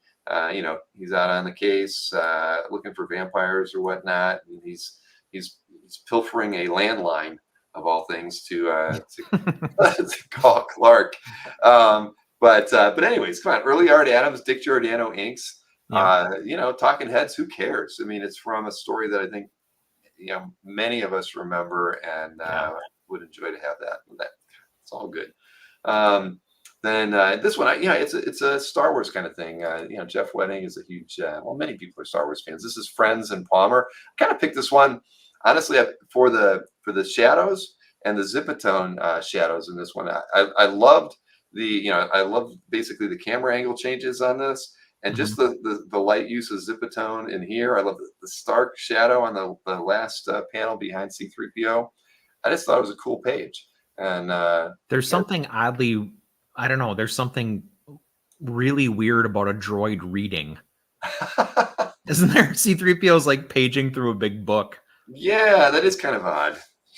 Well, that is weird. Interesting. Dynamic C-3PO. Indeed. Yeah. Then Jeremy Bastian. Really emoting. Look at this. I was mentioned Jeremy earlier. This is a Cursed Pirate Girl page, some subbook, whatever. Like, what was it called? The Devil's Cave or something like that. But again, everybody needs a Jeremy Bastian piece in their collection if they can get one. That's the thing. Look at it. I know. And I hear his commission list is full. Yeah, I guess he took a list recently. Micah got one. Turned out really great. It was Magog or whatever from Thor. Big, pinchery hands. Turned out really nice. Bill ain't featuring anything he likes for himself. I've learned my lesson a little bit. There's some really great Russ Heath war pages in there, everybody. I thought about featuring them, but there was just too much other great artwork. I think there were 4. As a matter of fact, and they were all really, really good, and not like super character driven, where I think they'll go for really high. A couple of them were aviation ones, but it made me think that maybe I can get my Russ Heath finally, because there's 4 of them in this auction. Yeah. So anyway, I didn't even look at all the panels here. What do we need to? I mean, they're all going to be beautiful. They're all going to be, So I mean, Jeremy's just so awesome. I mean. And it's so complete. I mean, the hand lettering, the hand-drawn word balloons, the old school approaches. Man, these are beautiful. Yeah, I mean, you look at this and you think Little Nemo and Crazy Cat, and a little bit more Nemo than Crazy Cat, but just his styling on this thing is it's just beautiful, man. And what is it at? It's only at 165. It will not end there, but again, I don't think Bastian has been in too many heritage auctions that we've seen in the past. Francesco Mattina there's like 3 or 4 of these in there as well. They're all really nice. I like this one the most. It's from 2012, Venom versus Spidey. I like the coloring in here. The purple highlight accents going on. It's just a dynamic freaking image. I mean, A I big feel old Venom. yeah, I feel like there's just something different. We've seen, you can always draw Venom fighting Spidey, but I mean, I love the posture, the view of Spidey here as he's like leaping away, the rocks flying up around him.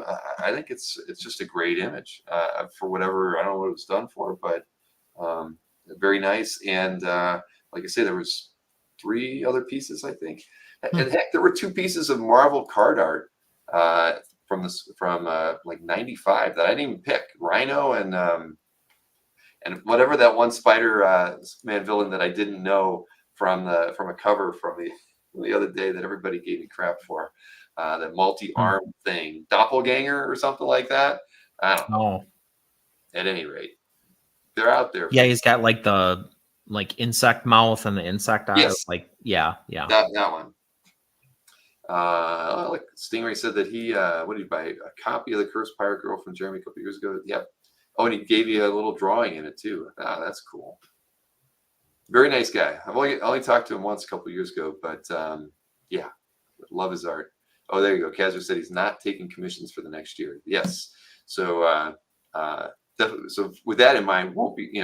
We only really want people who are able to take commissions and do work at the show kind of thing. So Jeremy probably wouldn't be somebody we'd invite to 2025, but 2026, guarantee we'll be looking to make something like that work. The Harvey Psylocke just tripled. That is not what happened, James. There's no way. We'll see. All right. Let's see. I think James is drinking too much. It did. All right. Heritage The Cox effect. Okay, that's all I'm saying. I need to get compensated for that one somehow. The consignor better go thank me. Oh my gosh. Well, sorry, James. It was affordable. Shoot. That is great. All right.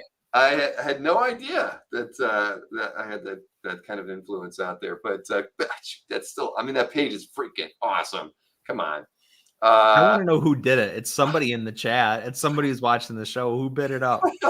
Bill, can you help me bid on the RV? Marcus, yeah, I'd probably do it for friends, but it's not mine, so I have no guilty conscience when I do it. Let's see here. Where was I? Okay, I was on that. Okay. Here we are. We had Taki on for the last page I love. So here's something from Michael Oeming. It's a Darkness cover from 2007. I just, again, I really, really like Michael's artwork a great deal. I mean, it's clearly his style. He's had this style for a long time. He knows a good composition. He knows how to lay out a page. He's just very gifted. And I'm not a Darkness fan at all, but I like this image, and it's classic Mike. Definitely. Yeah. A lot of those shapes and, bold, positive, negative use on the background. And yeah, this is like prototypical. I mean, if you're a Darkness fan and you're an Oeming fan, like this might be it. Yeah, quite true. 3 more. I know I've featured something by Sutton and Werewolf by Night page maybe a month ago, but this one's just too freaking good. This is from 73. And, it's action throughout the whole thing. And again, the lettering on this thing is gorgeous. The wiggly word balloons, all that. I mean, from beginning to end, this page is killer. I mean, I really like this page a lot. Sutton's somebody who, it's funny, I don't think about him too often when I'm trying to think about which artists do I want to get a great example from. But Sutton should be on the list because, yeah, man, he is so darn talented, especially, during this era. Right. So this page here, I love it. I'd love to own this one. It's not a transformation, but dang, it's awesome. Then what were my other 2? Oh, that's right. Dave Cockrum doing a illustration. It's just this mysterious woman from 1975. I mean, we're so used to his convention sketches and that kind of thing. Clearly, this was not done as a convention sketch, Right. You know, It definitely wasn't. no idea what it's for, but You you could know, pretend it's like a scullery maid who escaped from the Hellfire Club or something, right? there you go. But look at this thing. It's beautiful. I mean, you know, I'm sure it'll end up being higher than I would want to bid on it, but I think it's lovely. I mean, I love the haunted house on the hill. This is like uh, late 1800s kind of vibe. Who knows what it's was I done. would never in a million years assume that this was Dave Cockrum. I know, me neither. But yeah, Dave's. I like Dave's a guy who I talked with like 3 or 4 times, or I even commissioned him all that back when I first started collecting art, and just a nice guy. So when I see stuff like this, it's like I wouldn't mind owning it. It's like it's something that he clearly put a lot of care into. That Yeah, is not the level of work that he would ever do in a comic book. And I mean, how many other illustrations like this by Dave could be out there? right. I mean, Yeah, I don't this know. is I've like never a seen lot. one. I mean, wow. I truthfully had no idea he was capable of this. No, me neither. So yeah, I'm gonna have to leave that tab open, but maybe put a few bids on it. Hopefully that won't triple in the next 10 minutes. Uh, and then I just picked this one because it's Tony Daniel, Kevin Conrad, kind of early with 95. This was done. It's from X Force. Just a good splash page. Got Cannonball in there. Watch Jason will be mad now that I'm featuring other X related stuff, but I just kind of like it. I've always liked Kevin Conrad's art. Tony Daniel. I wouldn't have guessed this was Tony Daniel. I guess when I first looked at it. It's so early though for him. Exactly. But hey, it's the death of Danny's horse. So it's like that's important. Death pages. Death pages. You don't get those too often. So I don't think the horse came back from this one either. But really nice, 3/4 splash at the end of it, and yeah, I like it. What was the horse's name? Where was Professor? it? Dark Wind. Okay. Dark Wind, my horse. You killed him. So yeah. See, Jason says he'd like to own it. Rip. I like it. But again, there was honestly a lot of interesting stuff in the heritage auctions this week. I think they're going to have a really good week. I could be wrong. Well, certainly they're going to do really good with the with the Psylocke page. Anyway. Better than they anticipated, I bet. They're going to be like, what happened there? Okay, Jason has other problems. So whatever, man. You don't have to go for the X-Force page. So, all right. Price bump keeps, yeah. Jason and I are actually both going for big things in this heritage auction, and he and I have been talking about if we both win, that we'll both like debut them on the channel somehow. Oh, sweet. That's funny. When I talked with 3 or 4 people at Heroes who mentioned similar the things that there's pieces in this auction that they're going after, and more so than I've heard in a long time. I haven't looked. I'm assuming it's the Sunday set, right? Yeah. Yeah. That one's that's going to be a long day. But I guess if you only have your sight set on 3 or 4 things, or one thing, then all right. Well, cool. Well, if you both end up winning what you're going after, we could do like an unboxing of sorts on the show. Show them off here. I will be drinking if I win. All right. For a bunch of reasons. Well, to celebrate, to mourn, to there you go. drown my sorrows. Yeah. Well, you, Jason, and I can we can do it. That would be fun. All right. This is not the art you're looking for. Peter Rowe trying to do his best to dissuade everyone. Then Jason says he'll be drinking as well. Chris and Jason, Dinesh and Zatari. Yes. Maybe not. Yeah, not on camera at the same time. It doesn't have to work that way. But anyway, definitely not with Dinesh, Zatari, Lambo, and Felix. Oh, so, no. Anyway, yes. Moving right along, we've got the what do we got next? We have the EXP preview. Where's Nick been tonight? Is he still clearing up the plumbing problem or something that was going on over at the Dynamite office? There's so much boys fervor online right now. He's probably at some kind of presser or some kind of interview or who knows. I've been, I'm glad. Then it's a good thing. I've actually watched the first like episode and a half, and I'm not loving it yet. Have you been watching it? No, I haven't started yet. Okay, well, I'm not gonna. I've never spoil anything. I just, the first 3 seasons, by midway through the first episode, I'm like hooked. You Yeah. know, I was kind of bored through the first episode, and the Okay. second one hasn't quite caught me yet. I've got like another 20 minutes left of it to, hopefully, yeah. Yeah. And Okay. and the thing is, as everybody knows, I usually wait till a series is over. I like The Boys so much, I was like, I'm gonna watch this first 3 episodes, and I actually decided to go to bed after watching the first one when I started it the other night because it's like, all right, nope, I don't have to binge and stay up till 3 a.m.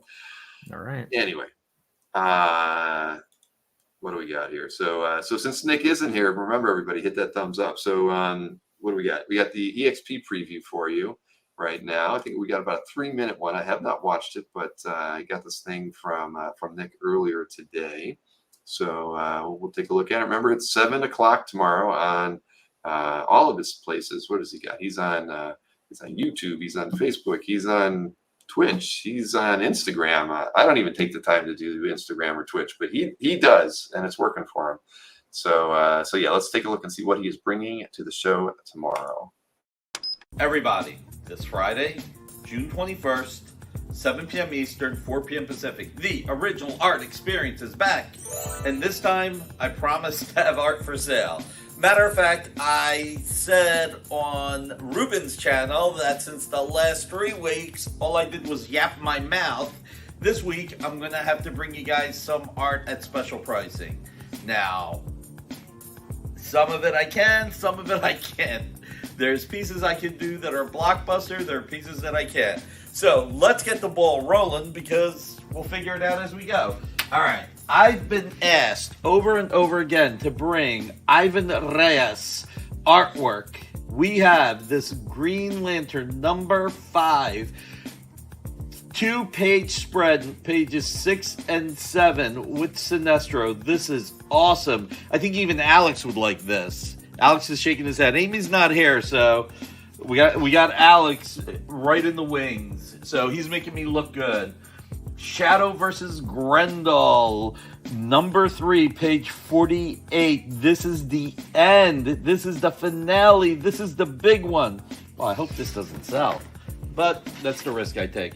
All right, Power of Shazam. We got Jerry Ordway and Dick Giordano. Then we got What If by Ron Friend and I believe inked by Joe Sinnott. I'm going to sweat on Friday. I'm going to do this Archie book at best offer. I am not going to start at 11 cents. That's just too low. I can only sweat so much, okay? And it's hot enough out there that I'm sweating. So Alex is doing his best to put me in frame when he thinks I want to be.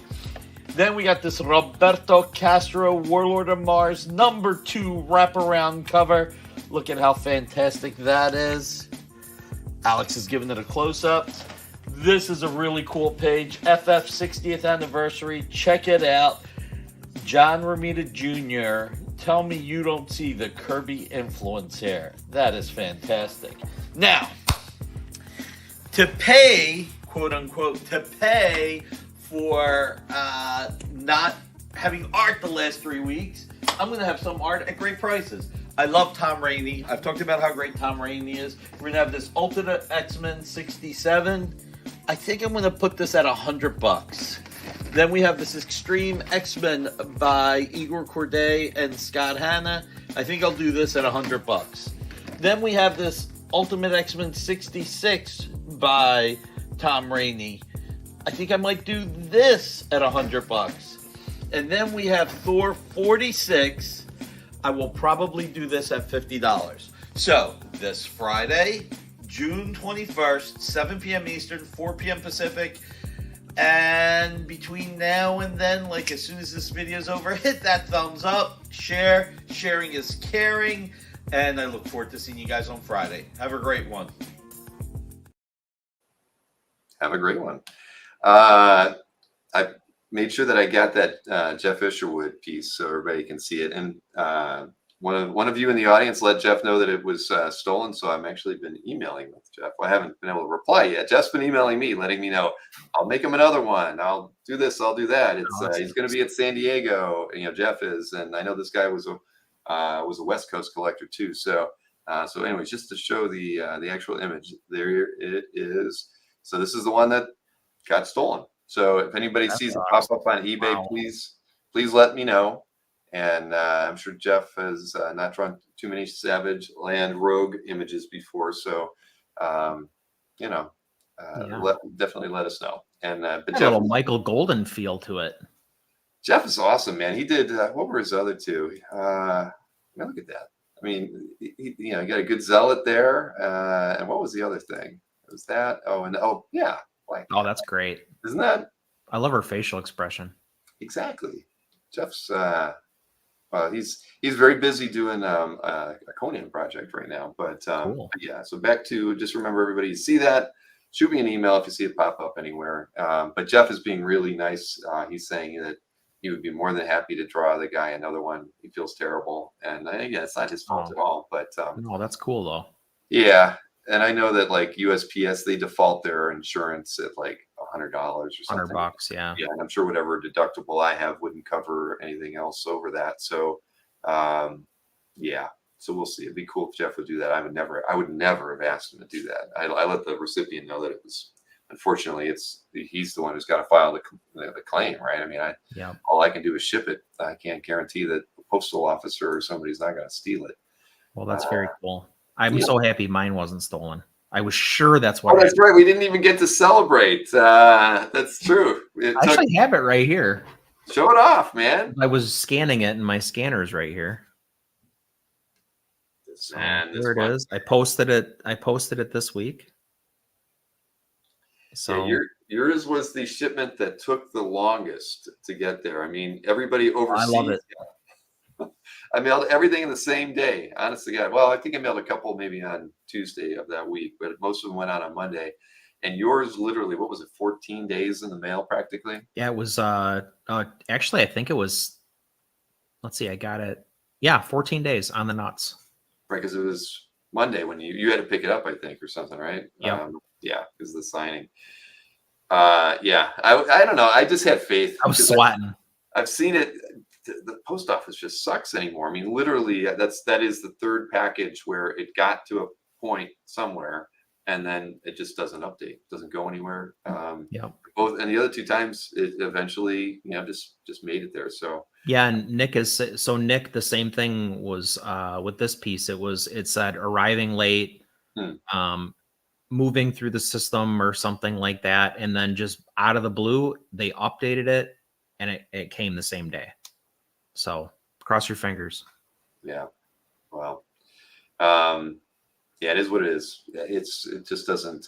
USPS has not been very reliable of late, unfortunately. But I mean, again, haven't lost anything yet, so that's the only positive. Jason says that he's had two pieces get lost on him 100%. Well, I don't know, man. That's why I put that yellow tape on everything. I just feel like flat packages are a problem in and of themselves, unless you're, a lot. There's probably a reason why most artists. I mean, every time I get a package from an artist, it's always in a. I mean, they rarely ship them in a flat. They always will put them in a box, like a FedEx shaped box. And there might be something to that, right? I mean, I wouldn't want to do that, but if you're not gonna, that's why I was kind of shocked.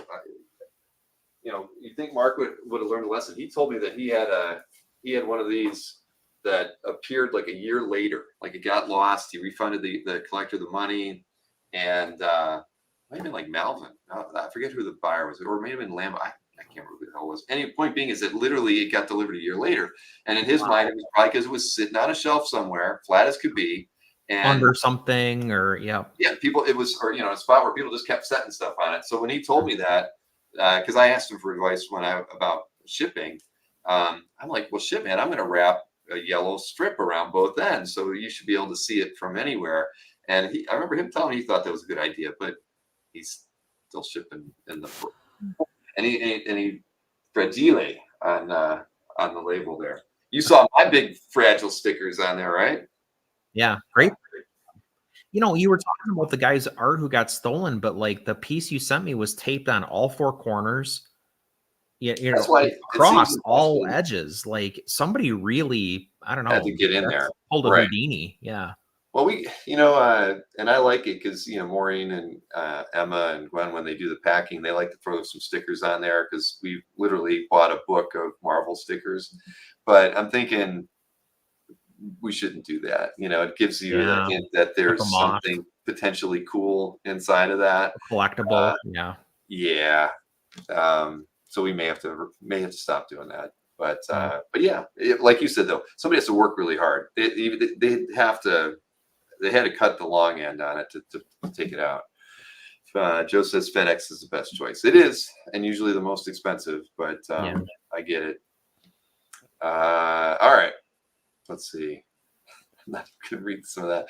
All right, CAF update time, right? We can move on to the CAF update.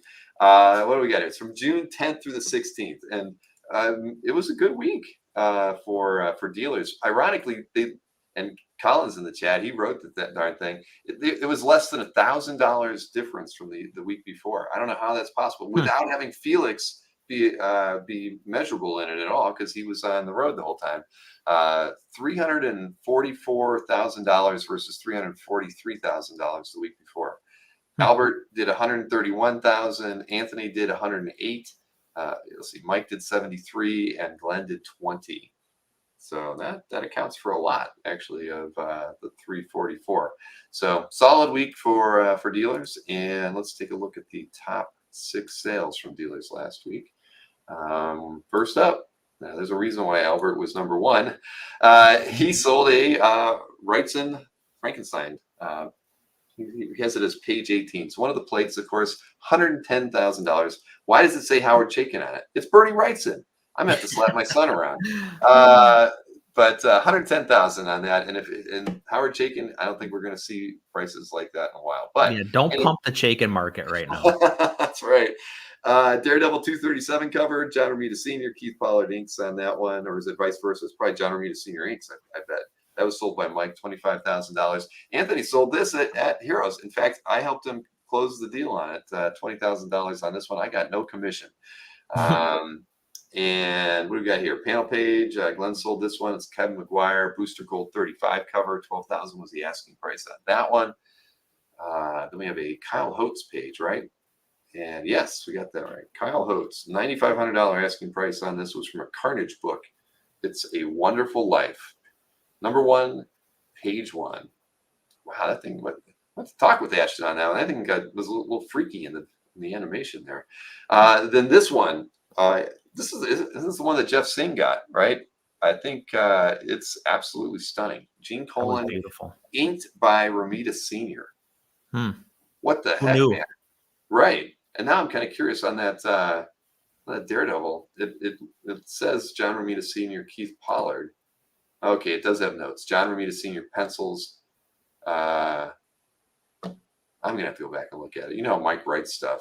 He puts it all caps. John Romita Sr. penciled and inked entire Daredevil character. So does that mean that only Daredevil on that cover was drawn by Romita Sr. and the rest was Could Pollard? be. I'll have to go back and look at that.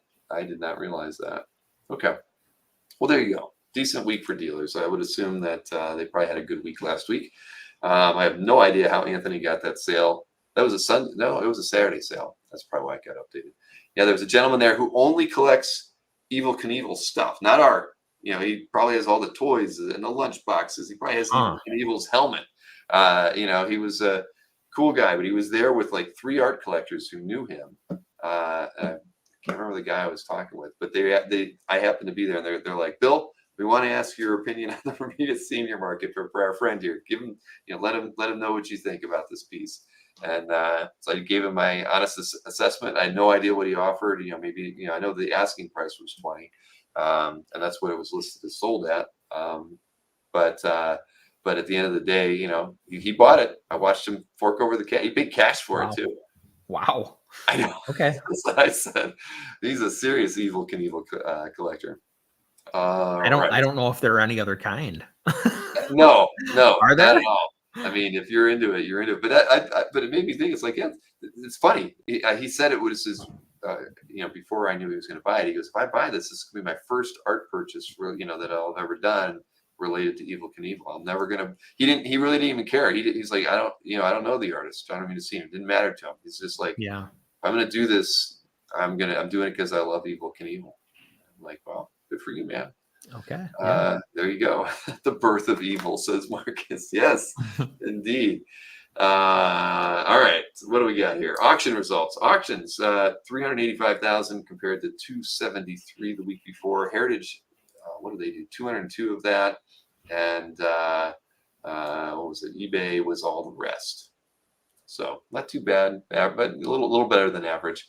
Let's take a look at the top 3 eBay and top 3 from Heritage. Let's make sure Ashton got all the names right this time. I hope when it comes up, it's going to say Robert Crumb for this first piece. So what do we got? Fingers crossed. It says Robert Crumb. All right. This one went for 7, and I think it was on it was listed as a buy it now. Seems a little light. I mean, for a nice piece, and a good gag on it too. Then we have a Ron Wagner Punisher War Journal cover. It was sold for with a buy it now $6,999. And then we have a pretty decent Sal Buscema Jack Abel Defenders 12 page. This one had like 51 bids on it, and it went for $4,234. That's a good looking page. Yeah, definitely. And then over at Heritage, there was a Sal Buscema Spectacular Spider-Man partial story from issue 189. This one went for $26,400. And I think there were, wow, there's that weird Zoom thing again. I'm going to have to talk with that kid. We got a Mark Silvestri, Scott Williams, Cyberforce #2 page. It went for $9,600 at Heritage. And then Graham Ingalls, a really cool Vault of Horror 14 page, went for $5,040. Yeah, he's not getting out of that one. Nice end page. We've been featured a couple death pages. Couple deaths, yeah. Heritage this week. I wonder what that Psylocke page is at right now. Can we get a ticker during the cap update? That's right, we should. Where the heck is that thing? I know I didn't close the window. Somebody will have to update us. Is it still at 1250? Yeah, okay, I found it. It's still at 1250. All right. Okay, well, we can get into the fun part of things, our picks for the week, now that we're at the 2-hour mark. Moving right along. Let's see here. That's not bad. Yeah, no, we're doing good. Let's see here. I gotta get your window queued up. All right, and presented. Oh God, I got too many tabs here. Okay, there's a ton of stuff for sale this week. I felt like it was like a sea of red borders. Yeah, that's one thing we definitely. It's funny. I swear I brought this up to Maureen 2 months ago when we wrote when we were writing the code for the feeds, for the result lists on the new page and all that. We figured out how to do the multi-select stuff. I told her we have to have a way that like an include exclude classifieds. And at the time, I swear she told me, nobody's going to want that. That's stupid. I'm not going to do it. And she literally said, I know you need it, but I mean, who wouldn't want to go just to see the classifieds? The cool thing is yeah. So we're actually going to. So I brought it up to her again. Because there were actually a couple people when I was showing them the feed that were like, I only want to see the classifieds, or I want to exclude the classifieds that said it at Heroes. So I went to Maureen on Monday. I'm like, I know you already poo-pooed this, told me you didn't want to do it because nobody would need it, but I had a couple people say they want it. And she's like, that's a great idea. I'm like, I told you I was an idiot when I asked. I sent her an email off to the side, Bill. I was like, just pretend like you don't remember. Well, I mean, I was like, okay, I'm glad. All right, we'll figure it out. But the cool thing, literally like the site search is the new art page. That when you do use the site search, we just change the header to say site search versus new art.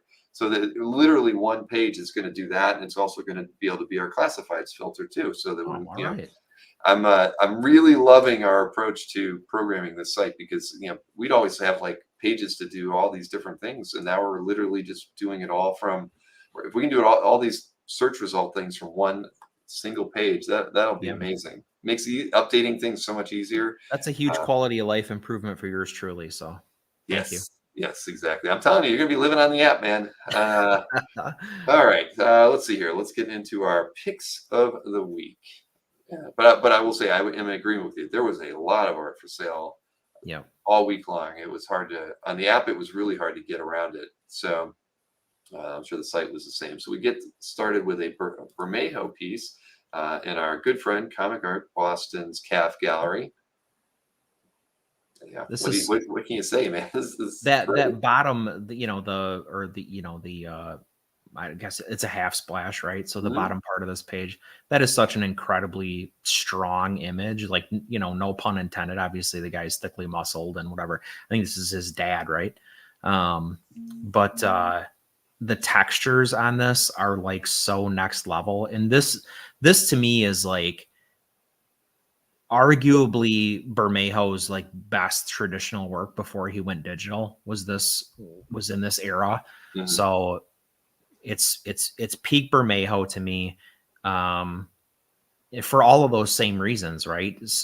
His typical like super strong blacks, like all this textural stuff, all the shading, all of the, you know, chiaroscuro stuff that he's doing on this page. But to me, like the, I don't know, kind of mini highlight of the thing is the 3 spotlight, that top right panel. Mhm. That is just such an effective, like, it's an image that you would see like in sports, right? Of a boxer and like the lights from the grandstands or whatever. But it also like is a very cool way that like he's indicating the character, right? It leads your eye into the face. And Right. this is such a perfect page in so many ways. And you can get these 2 here, you know, surface lights of some kind on the ceiling that just kind of lead you through there. Yeah, and I like the fact that, you know, he's done some amazing tonal work in here, and then but he leaves us with this one panel where he's just doing the Stark. line work, right? And Yeah. yeah, the light's bright. Could be from a Then the flash next or thing a you photo see is ball. that incredibly textured, rendered. Yeah. No, this is it's great, and uh, yeah, I'm sure Cav is pretty happy. He just keeps adding some great stuff after great stuff after great stuff to his calf gallery. Yeah. I don't know if I follow him. Oh, that's one of the cool things that oh gosh, wish I could show you the app. In the release that came out today, now that I can go to a gallery room, right? On it, it's just like when you want to friend somebody on the Facebook app or whatever like that to do the watching. It's just right up there at the top. Boom. Oh, that's nice. Oh man, I'm so happy. But I don't know if I watch Cab's Calf Gallery. I'll have to fix that. Actually, I don't know if I do either. I think I do. I don't think I do, but I will It's fix that. definitely worth a watch. It is. And Marcus says he's going to sue Calf if he gets into a crash while using the app while driving. All right, Marcus. Next up, San Julian. So a little different than that one we saw in Heritage when I was doing the picks. This one is in, whose calf gallery is this? Alexander B. And not premium, so we don't have a big scan of this image. But but you can see it from here, like Oh, the yeah. kind of, I guess, impasto or whatever you want to call it, like those wild, thick, paint layers that are in the background. I Mhm. think it's like the palette on this is insane, but the fact that it's like this orange and yellow, but the green cast, I think is a cool, use of complementary color in a way. But also, like, I love the shapes on this. Like, it's a very, kind of wedged together composition that's in the middle of all this insane texture that's happening in the background. So, like, there's a lot to look at. Like, did he put the published piece in as a secondary by chance? Oh, he did. Okay, cool. We'll see. Because I have a feeling it looks like crap by comparison. Oh, it's just terrible. I mean, they Yeah. totally cropped the dang thing. So San Julian was probably fit to be tied when he saw the published work, but it got used a couple different times. That's a bit better on the paper. Yeah, but still, yeah, it doesn't really capture the piece. Because I mean, when you look at this, I mean, what year was this? Is it mentioned? No. I mean, clearly it looks like it could be 70s. What's neat is, it has like this. It's so well rendered that it almost looks like a photo collage and colored.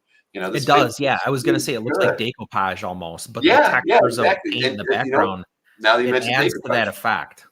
and then he has the texture stuff going on there too. Yeah. But yeah, this is I mean, it's clearly print. You know, no printing wasn't very good back then, and paperback Yeah. covers, who cared? But yeah, this image is it's beautiful. When especially when I first saw this, like her face, right? I just Mhm. thought that was so well done. The lighting's great, but it's so realistic. But now Yeah. looking at this, even this the house with Mhm. spires or whatever that might be, I can't tell because the owl's in front of it. I mean, it literally looks like it could have been clipped out from a I thought the photograph on exact same newspaper. thing.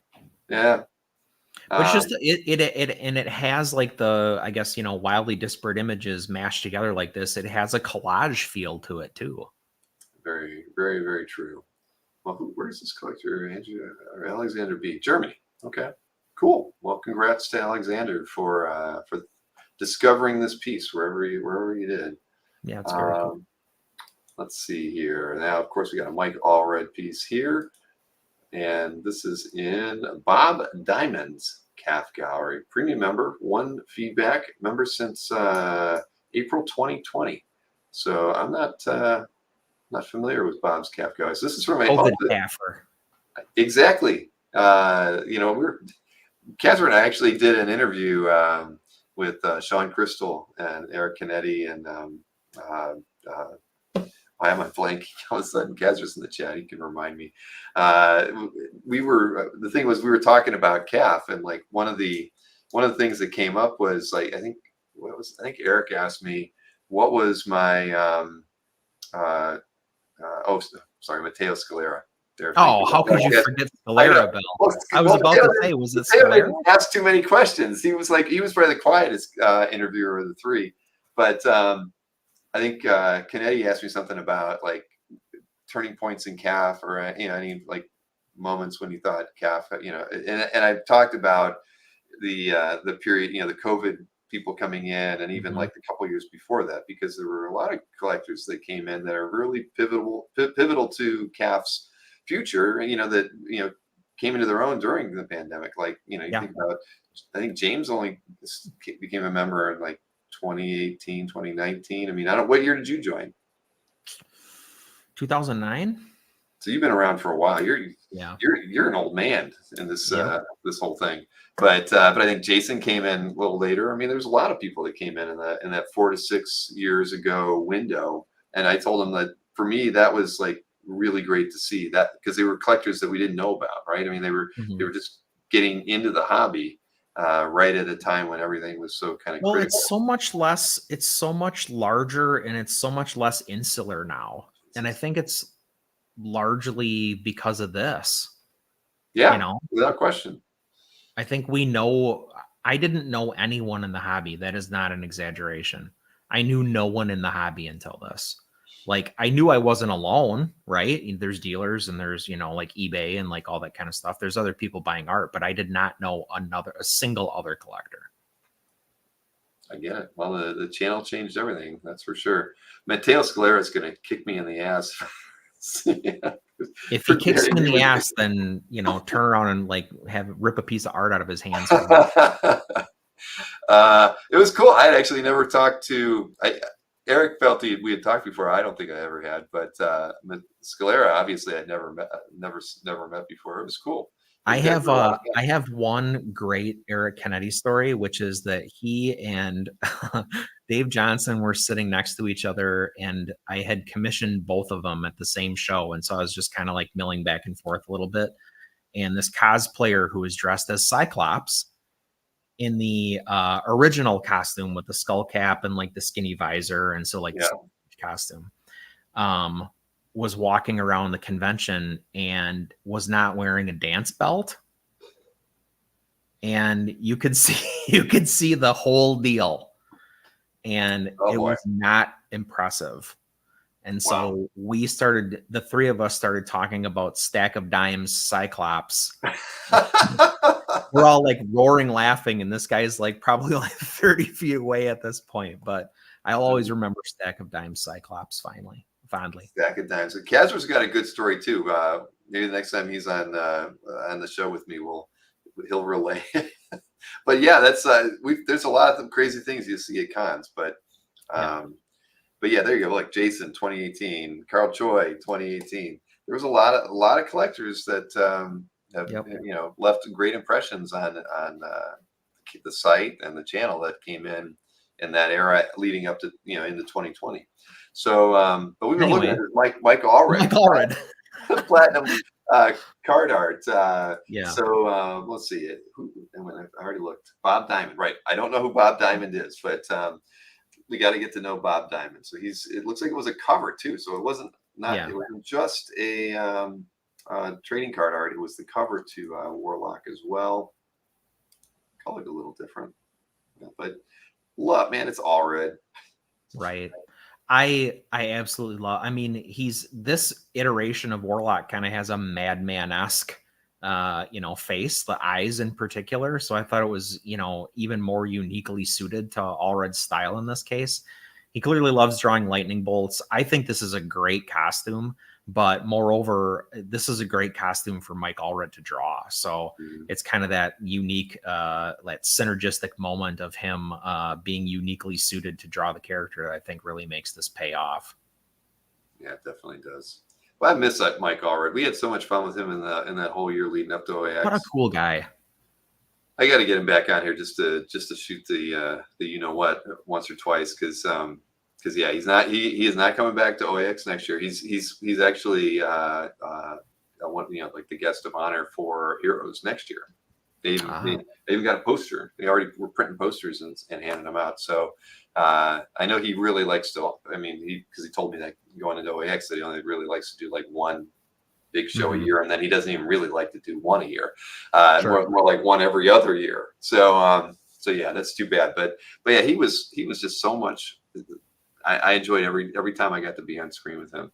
So let's see, Robert Berman, 2019. See, look at all the influencers that came in that little window. And I'm not saying 2009 was not a bad year either, Chris. Okay, I'm not saying that at all. I had no influence, and still don't. 15 years later. Don't say that. You do. Yes, you do. Marcus 2021. That is such a lie, Marcus. That's one of Marcus's burner accounts from 2021. Yeah. Rich Danny's 2006. That's Marcus May. All right. Boy, you just talked about Stack of Dimes, and we've got Iron Man by Dong Ho Kim. And who's Calf Gallery? This blows up, and look at this beast. I want to see who's Calf Gallery. It says CY. Man, that is awesome. Isn't it? I mean, he's from that Superani, that school of art, Kopinski and Kim Jung-ji and like all those guys, and it shows, right? I mean, this is like stylistically kind of their collective wheelhouse, but this is like so wild. And I absolutely love the fact that like Iron Man is the only thing that's in color on here. I think that's such a unique touch, and it's so effective. But the perspective, the level of detail, the composition, like there's nothing not to love about this. No, I agree. I didn't see this on CAF until you sent me your pics. I don't know how I missed it, but it's spectacular. Everything about it is awesome. Carl definitely is into this artist. I feel like I've probably seen their work. I guess you think of Kim Jung-gi obviously, but yeah, I like it. And I like the fact that it's colored. And it's weird, even throwing in those little hints of green in there. Actually, really, I don't know. It's a beautiful, heightens the effect, right? I mean, that's kind of like the whole, right? They use that complementary color to like accent the main color, and it really like makes everything sing. Yeah, I like this. That's awesome. It is sweet. And let's see. I saw some other dates. Jeff Wedding joined in 2009, so it was an influential year. See, you just putting you and Jeff together. That says a lot. We didn't even know back then. That's true. What was happening? I'm losing my voice again. James Dornoff, 2020, Rob Rush, 2019. So yeah, see, a very, very good period. But EJB says that the influence will grow while sitting on the ping throne. I'll sit like this. We got to get you like a high back, model somehow with the thing throne. So we can. I'll have a goblet that looks like Doom's faceplate. Yeah, you know what? I'm thinking You know, It's all coming together. OAX 2025. The thing thrown is a photo op right Yeah. next to the Dan T caricature booth. Yes, yes. It can be at the mouth of the cave where we keep all of Dan T's caricatures. Like Tim Guerrero, 2009. See, there was something going All on. right. There's something in the water in 2009. It's weird. But you know, again, things. That's happen. good company. I'll take that. All right, I gotta find a glass of water here now. But Come to moving right Zevia. along. What do we got here? Oh, Quesada Palmiotti. This is a good one. And Daryl. Does Daryl need any more good Batman related art? I mean, and I shouldn't even say good. I wouldn't say great Batman related art. this is, I guess, with one exception, this is inked by Palmiotti. For me, like, this is a Quesada Nolan period piece, but how do you complain, right? Yeah, Right. if it were me, right, that it would be more ideal if it can be more ideal than this. But this has everything that I love in art. I mean, it's like high contrast. It's got like all this textural stuff happening in the background that they're kind of using, like the dots is like the night sky, or the, you know, the fog or the mist, or, you know, the clouds, whatever you want to say. It's geometric. I mean, the stuff that's happening in Asbat's cape here is impossible, which I also love. Like, it heightens the fact that this is a comic book cover. It's not like a picture of something. This was such a fun period to be a Batman fan. Not that I am, but I think it was a fun period to be a Batman fan because of all this like wild stuff that DC was taking chances with. I absolutely love Quesada and Palmiotti. And the fact that like Daryl R owns this is like a knife in my heart. There's a lot of thought put into this to get these layers out right. You know, the white splatter on here. Yeah. It's a lot of masking, a lot of, I mean, whatever Jimmy did is. Yeah, I'd like to get Jimmy on here and just talk about it. Yeah. Oh, yeah, absolutely. And like have Daryl R like quietly crying in the corner as he talks, opines about this piece of art that he owns. I didn't even notice a cat on there too. Look at that. Even Taki would like this page because of that. But you're right. The cape in and of itself is just such a great graphic element. I mean, it already has, you know, these stark angles, and the perspective is really cool. But then you throw that cape in there, just like lightning bolt, right? I mean, it really. Well, and also like in a cool way, the cape is like against every other plane in the perspective, right? It is literally like kind of floating there. It's going in like multiple different directions. It's like breaking the plane almost in some ways. And like, that's maybe the coolest thing about it.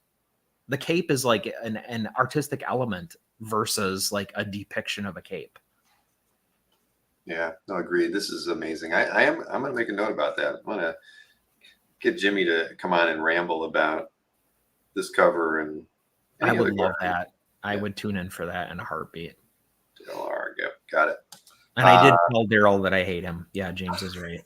Look at that. Peter Rowe, class of 2009 as well. Like, man. Jeez. What the heck? There was something in the water. Carl Choi says, I would love to see a chart detailing the growth of CAF since year one. That would be interesting to see, like, the number of signups. Obviously, Maureen can pull that data really, really easily for me. Yeah, that would be interesting to see. I probably want to do it where I not just signups, but people who signed up and created, you know, posted at least one piece of art to their CAF gallery. That would be a little bit more meaningful than just signups. But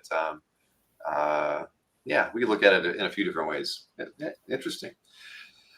What do we got here for the next piece?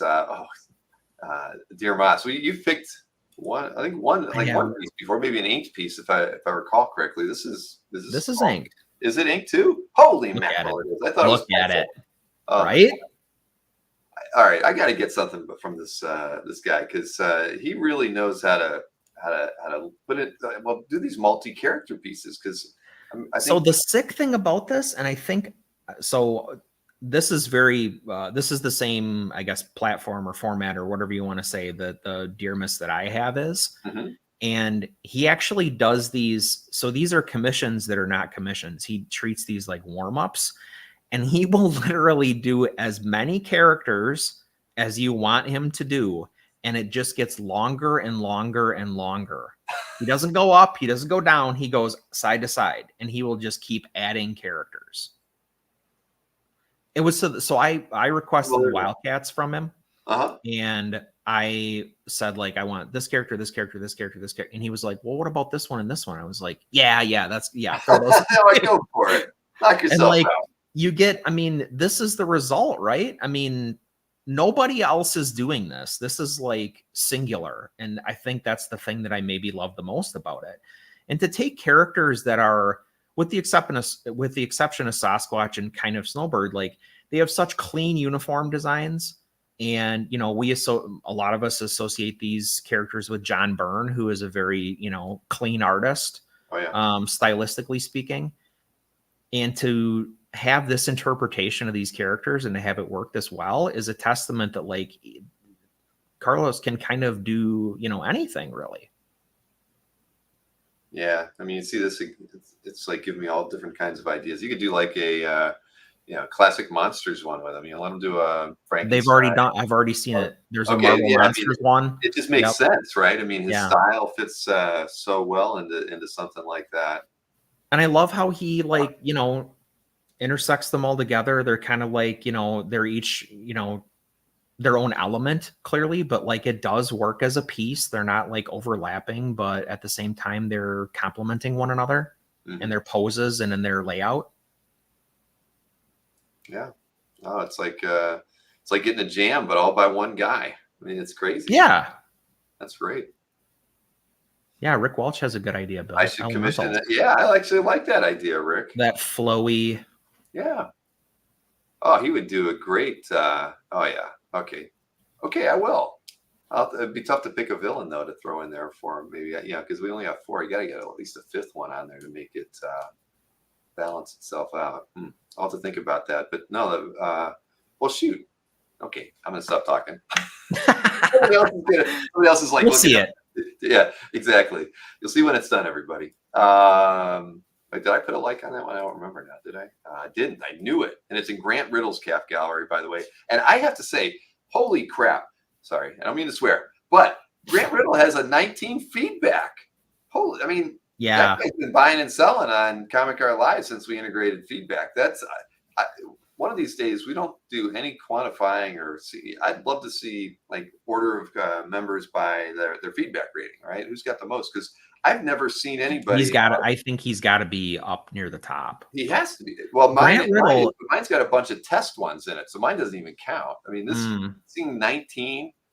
All I can say is I applaud Grant for using the system, whether he's buying or selling. I'm so glad to see that. I can't wait for every CAF member to have 19, 50, 100 feedbacks. But that's amazing. Yeah. So Grant is kind of my rival. Versus trophy. Say that again. As Grant's kind of my rival, as we both collect thing art and we both. I think we have similar taste in artists. But he's the thing collector that will sell stuff. Like if he wants something or whatever, he's not afraid to sell things. I won't sell things. So that's the chief difference between the two of us. Okay. All right. Well, congrats on this one, Grant, and thank you for all your effort during Comic Art Live to get that feedback rating. That's amazing. I'm looking forward to having everybody increase those numbers over time.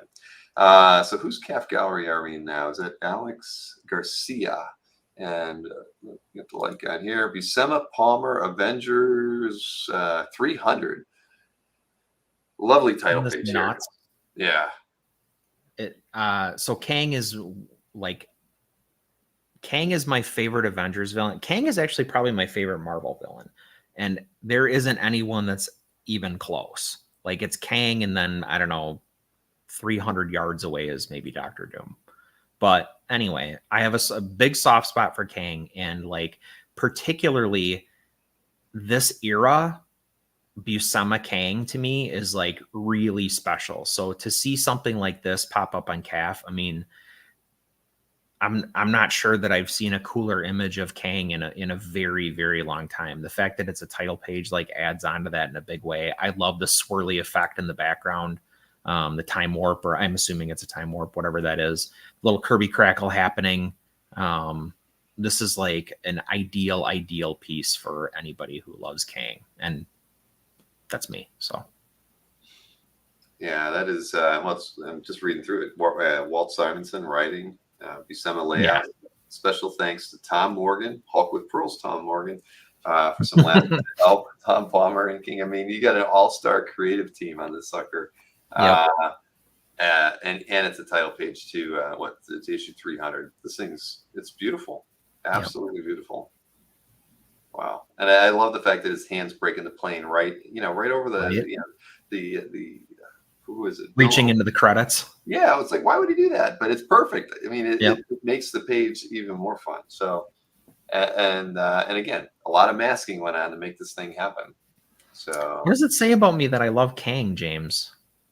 yeah, I don't know. Hmm. James might put on his little psycho analysis hat and give us a review here. But yes, Okay. very, very, very awesome. Snorkel. You like? Is that a sign of affection when he calls you Snorkel? I can only assume it is. All right. Yeah, you have a thing for tie-high boots. Yeah. Yes. Okay. Next up, Jordi Bernay, and we are in whose calf gallery is this? Greg. Oh boy. I know. Hunter Yeager. Yeah. Cool. This is I love Jordi Bernay's work. This Me is, too. the funny thing is you think of Jordi Bernay and you think of guys with guns and dapper Exactly look. why I picked this. Yeah, I mean, seeing him drawing any kind of animal, Sword and sorcery type thing, or or maybe that's a dinosaur. But I feel like in the US, like our exposure to him is basically like he had a long run on Jonah Hex with Palmiotti and Gray, but Torpedo, like stuff that we get translations of, like, there's some Clara stuff out there you can find and things like that. But other than that, it's like hunting for art books that are, from Europe and things like that. So it's, for Bernay fans to see something like this pop up on CAF is, I think, a big treat. Like, I have never seen him, really work, certainly in this genre, but on this type of material, or, you don't really associate, as you said, this kind of action or scene or whatever with his work. And I think it's so effective. It is. I mean, I love what is that? The fourth panel where they're just in silhouette. I mean, it's wonderful. It's really. I mean, I've just never seen anything like that by Jordi before. Yeah. So everybody, Greg is a longtime CFA APA writer, and I feel like I've been in his CAF gallery, before, but I'm gonna check it out on the app after we're done here. But yeah, action on this thing is great. Just everything I wouldn't expect from Jordi. This is exactly wonderful. Two more here. Now, I feel like I think I saw this one. This is in Khalil's CAF gallery, right? Yeah. John Cassaday, Astonishing X-Men #5. So, early in the run, I enjoyed this series a lot. Definitely the first 12 issues coming out of it. This is a great page. This is his best work in my mind. And I'm saying that as a huge Planetary fan. I think he was in like a slightly higher gear on this book. And I think it was due to a lot of reasons. I mean, it was obviously the right time. It was such a high profile book because Joss Whedon wrote it. They brought Colossus back. Like they did all these like amazing things. And the fact that, Cassidy was artistically at the helm. I mean, I think that was like maybe pressure in a good way, because like, look at the results. This is, if you're a fan of Johnny Cassaday, I think it's hard to argue that this is his best stuff. No, I agree. I mean, I loved it. And, I didn't think I could enjoy a book, as much after like, the Grant Morrison run. I think it came out, Did it come out like right during it or near the end of it? Just right. Yeah, maybe as it was ending, I want to Right. say. And I was just like, there's no way that they're going to be able to replace that with a creative team that I enjoyed as much as Morrison and Quietly and, you know. I think this is better than Cap, Marcus. I do. And Cap was insane. Okay. Strong words. Alberto might take It's an offense. opinion, and it's an opinion. Okay, and Robert, it was immediately after Morrison. Yeah. Yeah, I really had like no expectations for that because you know it's like hard to follow up when you have like something like that, a creative team like that. I mean, where you know you had Silvestri do the last 4 books from Morrison's run, and just everybody. I mean, even Van Sciver did a good job when he was on those Morrison books, and Phil Jimenez on his fill-ins, and Quietly Townsend inking him a lot. It was just so good. And then this came along. And it was just as good. The story was great, and the art was fantastic. Yep. All right. Well, congrats to Khalil on this one. Amazing. We got one more here. You mentioned John Byrne earlier, so this is in Patrick Lesurf's CAF Gallery, and it is a commission. Fantastic Four versus Galactus, and I'm going to have to open it in a new tab so we can see it better. There we go.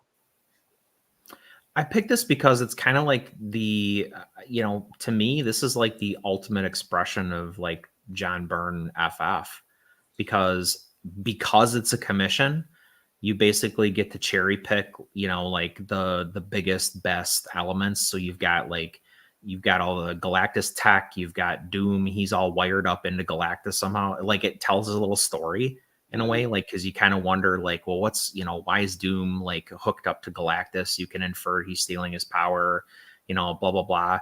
I love, weirdly enough, the thing that this is going to sound like a dig, but it's not. But John Byrne, I feel like, tends to draw faces the same way, like a lot of artists do.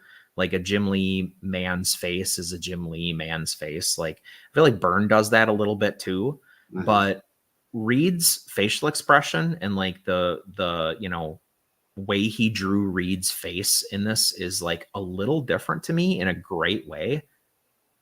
He's in pain or he's getting messed up a little bit, so the expression makes more sense. But like that's really, like, for John Byrne, that's a very emotive face, and Sue as well. Like those are very, like, I don't know, like those expressions are powerful in a way. But I love the lighting on the thing. I mean, he's of course the star of the show to me, and the way he like uplit the rocks from the power effects that are going on, I think is so cool. But this is just like a candy store of like John Byrne FF stuff, and I think it's incredible. Yeah, I think these commissions that that he did 10, 20 years ago are going to become more and more and more desirable as everybody really realizes that John's not drawing anything anymore, certainly not doing commissions anymore. And I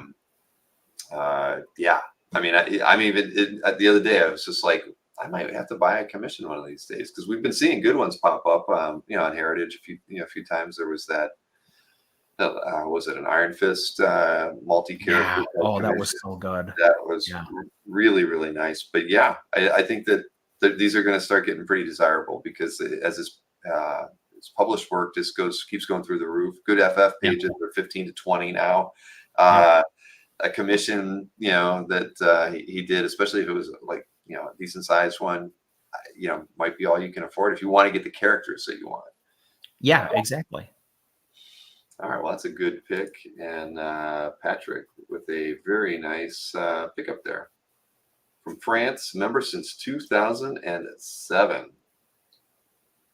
They're still out there, right? You can still get them, but I don't think he's drawing Elsewhere anymore, right? The X-Men Elsewhere. I do not believe so. And we had the opportunity. We had people at Byrne's house, a couple of weeks ago. Jim Warden was there, and and I talked to Jim. I'm like, so put the good word in for us. He's like, he goes, I do it because it's you, and he goes, honestly, I do it whenever anybody gets out to me, but John's going to say no. And I said, well, tell him he doesn't even have to draw. I would just like to meet him. I think a lot of people would be really happy just to be able to say John Byrne is in the freaking room. He loves. He's a collector. He's got a lot of art. No pressure. Nobody, I think nobody, we told everybody, you don't ask John for a sketch or a remark or nothing. Just let the man enjoy the show. I think Yeah. we would be the only group that could show him that level of respect. I mean, I'd like to think we might end up selling tickets to people who might not, but anyways, I did not get a call back from Jim Warden after they were over there. So I'm assuming it's a no, but I'll confirm it with him sometime soon. It isn't happening, says Jason. Thanks. You're such a, you're so positive, He's a ray of sunshine. He really is. It's a little ray of sunshine. I don't even want to know what his nickname for me is. Snorkel is yours. That's natural. I've been hearing that since I was 5 years old. So Jason's like really elevating his schoolyard game when he calls us Snorkel. All right, here. Well, what do we got here? I got 10 picks for everybody as well. I'll try to go quicker through mine. We're being Gabby. Sorry, we were John quite a bit there. Yeah. My apologies. Not a problem. I need to book Shatner. All right, we're not booking Shatner, but anyway. So Marcus has got the first piece here in my set, and it was Neil's birthday. I think it was on the 15th, maybe, or thereabouts. And we all love Neil. This is from a Buck Rogers Sunday. I think I read Marcus's description. Like he only did a few Sundays. This was a fill-in, like Gray Morrow was sick or something like that. And so on the Sundays, again, reading, if I recall what Marcus wrote, that he Adams penciled and inked these, and it looks like it, right? I mean, certainly the inking looks right, but the pencils work. The composition, everything kind of feels all Neil, and this is cool. I think he wrote that this looks like Scarlet Witch or whatever, but it actually makes it even more. I appreciate the page even more with her thrown in there, but it's cool. I mean, I don't think I didn't know that Adams did anything in the Buck Rogers strip at all, so it makes it all the more cool. Nice pickup, Marcus. That's a beauty. It is, definitely is. Needs more tweaky. Beady. Yes, exactly. I'm glad you did that. I was thinking. But wait a minute. I did put my. I gotta like that. All right, good. Then this Carl Choi, Unity #1 cover, Barry Windsor Smith. This is like the Uber Grail piece for Carl, and everybody knows that. I like picking art that I like. I like picking art that I know that is important to collectors too. And part of it, I don't know if this was one of the pieces that brought Carl into doing our XXX amateur show. Need to raise money, but bottom line is he picked it up and posted it to CAF around that same time. I love it. When somebody finds something that really speaks to them, it's an important piece in in their collection. It's always fun. I mean, and it's Barry Windsor Smith. I can't. It's just a great image. So I think anybody who's like around my age vividly remembers this cover. Yeah, this is an important cover, and I didn't even collect Valiant. And I wasn't reading it this time, but I mean, come on, you get all the characters on there, and it's beautiful. Yeah, so congrats, Carl. I didn't get, I don't think I got to tell you that when we talked. Carl and I talked a bunch when we were at Heroes, but it was always just stuff about the show and things going around us. But this is awesome. This is just a great piece. I'm glad. Do you think Cyclops ever tried to sue Solar for likeness rights? Every time I see Solar, I think about Cyclops, because it's almost the first thing I think of. It's like, yeah, it's the visor. I mean, somebody ripped somebody off there, but but it's okay. Carl, great pickup. I think Carl picked up a couple good pieces. I don't remember what he has. What was the other thing that was relatively new in Carl's calf? Where was it? Let's see. Click on it. The Shadow Man. Is that what it was? There was. I think. I think you're right. I think it was a Shadow Man, and gosh, I thought there was something else too. It just struck me. Oh, Solar was first? By how much? Oh, so it was? Oh, really? I mean, I knew Solar was Silver Age, but man, X-Men was so early. Oh, that's right. Yeah. Okay. Oh, he bought that. Yeah, that was the one where I knew it Yeah. was. I featured it the other week. Yeah, it was like Yes. a dagger in my ass too. And he got some jokers for his sketchbook too, on top of all of that. So good going. Moving right along. This one I got to see. James Siegel added this amazing Uncanny This is X-Men crazy. 155 Cockrum Wyatt Jack piece. Traded it with my buddy at Hakes to get this thing. I mean, come on, you get the Star Jammers in there, you get Wolverine claws out, The Imperial Guard. right? The Imperial Guard. You get Professor X with a cowboy hat on. This panel here is absolutely awesome. I mean, Professor X's hat is bananas. It's like a safari hat, like he's out on safari. What a knob! Right, he should have came in riding a elephant or something. Charlie, you can do better. That is a very masculine mohawk on Gladiator. That's for sure. But come on, this thing is just awesome, and I did get to see it. James, of course, was very, very proud of it, as he should be, and I just think it's for me it's a nostalgic pick because I love Cockrum, but this is a great page. I really like this because this the Shi'ar and the Imperial Guard and stuff remind me so much of Legion and Cockrum's association with that, and obviously these X-Men characters do too. But as a DC fan, this is a great Marvel X-Men page. Yeah, agreed. And the moment you said Legion, when I was talking about the Heritage auctions, there's like 3 pages that are filled with Legion in the auction. I know one was like a Superboy page, but for the Legion fans that are out there, and I know there's a lot of them. There's a legion of them. There, like I said, there was a really good amount of great artwork in this Heritage auction. Not to keep talking about Heritages, they are the sponsor of the show, though. I damn forgot. Anyway. Get him a DC chair, says Jason, not a thing chair. Okay. Anyway, congrats to James Siegel on that one, and then carrying over the X-Men theme, I had to go with this one, and for different reasons. This was actually in Zatari's Cap Gallery. He's a first appearance guy. He gets me into trouble online sometimes, but here it is, Mike Collins. I mean, and the funny thing is, when I first saw it, it's a cool page actually. It's from First Gambit 266. So I actually really like the art on it, and it's like I'm looking at it, I'm liking it, and then I'm like, it's drawn by Mike Collins. It's like I know. When I always guys forget it too. Right, and you think about it, it's like when guys like that get to draw. I mean, I'm sure they weren't thinking that like Gambit was going to become this incredibly popular character, right? But I almost didn't pick the piece, but then I was like, I want to pick this just because it's we get to talk about something like that, where a guy who isn't really well known out there has done a fair amount of work in the industry, got to draw an incredibly what a fill-in artist, you know. So congrats to Mike Collins, because I actually went and I looked around. There's plenty of Gambit convention sketches by Mike Collins on the site, other publications that he's done. I'm getting on the art and Zevia. I don't know. Maybe so.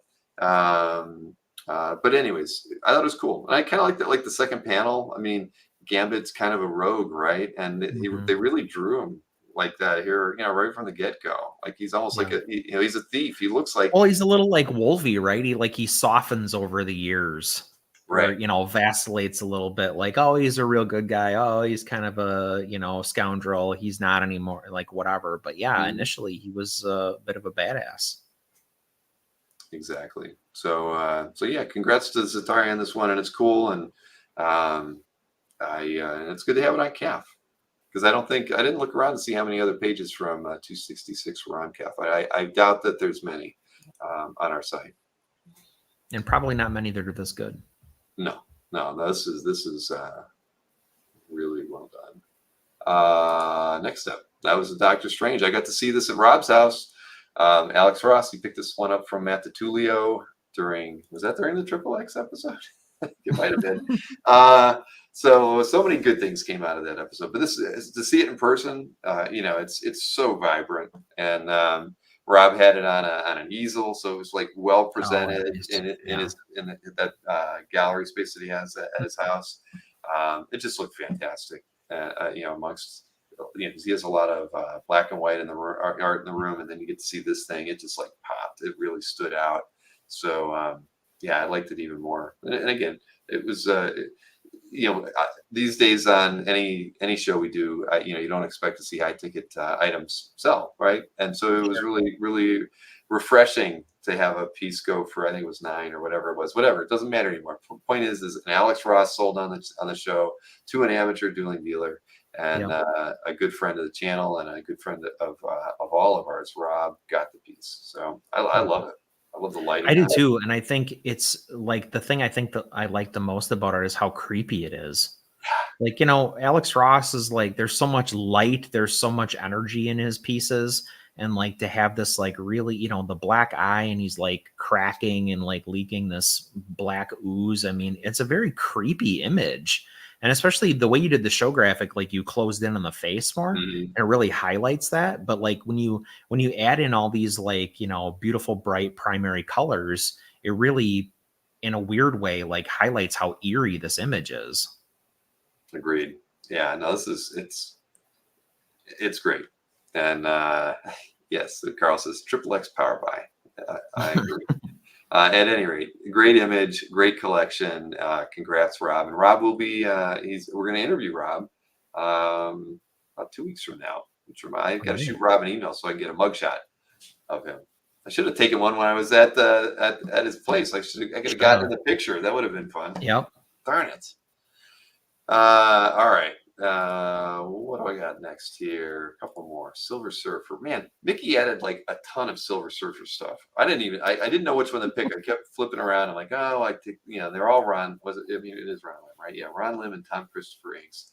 I literally picked 2 other pieces first before I decided to go with this one. And I think I like this one just because it was 4 panels, and the storytelling was the composition was cool. The other 2 were absolutely amazing too, right? It was a splash page with Surfer and an almost similar pose to the bottom image with just dynamic rays around him, and the other one was him on the board as a title page or something. Either way, Mickey has way too much Ron Lim Silver Surfer. He has so much art, period. Okay. And those Legion pages you were just talking about, he's probably buying all of those. He probably will. That's what he does. He's retired and loving it, man. But yeah, I don't know. It's like sometimes, it's just I had to pick something out of these because there was just too much great Silver Surfer art posted by him. But I have to thank Mickey. He and DJ gave me a ride to the airport, along with Khalil. We were I was going to Uber it, and they were leaving at the same time, and they gave me a lift, saved me $40. So thank you guys. And again, just keep posting all this wonderful art, Mickey. I think we carpooled with Khalil from OAX. Now that you mention it, Seriously, Khalil's like, he's a good conversationalist. Oh yeah, 100%. Now this was Paul P's calf gallery. Yeah, yes, it was Chris Meriden and Eric Larson, Savage Dragon, Destroyer Duck, some kind of splash page. Whatever's going on is making everybody in the city throw up and vomit out of their windows. But this is just a fun image. I don't think I feel like we haven't picked too many Savage Dragon artworks over time. I love the fact that both the bike and the car are both flying. This is like something like right out of Starsky and Hutch or something, or the Dukes of Hazzard. I don't know, but action lines aplenty. I love, I'm sure this was like they were using some kind of whiteout and just, brushing it on, splattering it. Yep. Splattering it. Yeah. I mean, just to make, and because they're like totally nonsensical lines, circles and dribbles all over, but it works. I mean, it's visual interest. There is all over the place. I mean, even, in the way they handled doing the lights on top of the police car, I don't even care what this thing looks like colored. It's just amazing in black and white. That's a super fun page. I agree. It is. Yeah. I mean, the more I'm looking at it, I never read Savage Dragon. I don't know anything about him, but I like this page a lot. But I did have to read it. I'm like, why are all those people leaning out the windows? And they're literally like, this guy's throwing up on this guy, and whatever's going on, it's not fun. But yes, congrats to Paul Pappas and his amazing collection. Now this one, let me get my okay. I already put my like on this one. All right, James Dornoff, man. Ben, I think Ben was busy. These went out. I don't know when it was recently gotten to out there to Mr. Dornoff, but Ben just knocked these out. He only had 3, but this thing is freaking. This is a commission. This is not a mystery sketch. It's not a sketch. I agree with you. I forget what the other character was, but they were both unbelievable. I'm like, shoot, man, I got to get random pulled by Ben Temple-Smith if he's going to keep doing stuff like this. This is just an amazing Psylocke. I love Ben's stuff. I mean, he's always consistent. His styles, he just has a style of his own. He's very recognizable. Mm-hmm. But man, he is. I think the figural work on this, though, like for Ben, I feel like is a little tight. It's a little more like reined in. Yeah, in a good way. It's very like, the anatomy is all like basically what you want to see, and like he tends to exaggerate and take chances with poses and the way he like treats anatomy and things like that in a lot of things. And this is pretty like in a good way, pretty like straight up and down for him. Agreed. Yeah, Casper mentions the Red Sonja for Alberto. That was the other one I remember seeing. On this one, I love, because he's got such a tight style, right? It's all scratchy, very a lot of energy, and I love these just like big daubs of blue behind her. It's just so unlike anything that I feel like I've seen out of Ben before, right? I mean, he's such a detail-oriented guy. I think that he's onto something here. I'd like to see more of this. So yeah, and a great guy too. I mean, he was great at OAX. I've known him a long time. So is Kazra. I can't thank Ben enough for putting this much effort into this. So yeah, it's amazing. Congrats on this one, James. 2 more. Yo Curry. We know Yo Curry is an amazing calf gallery. I've met Yo Curry before at shows, and this Blood Magic Tales is from something that I think is a Kickstarter. I can't remember how it's coming out. It's coming out sometime soon. I forget when, but it's Troy Nixie artwork, and I love Troy's stuff. Yo Curry was just super excited to talk about this new project, and again, the styling on this thing is great.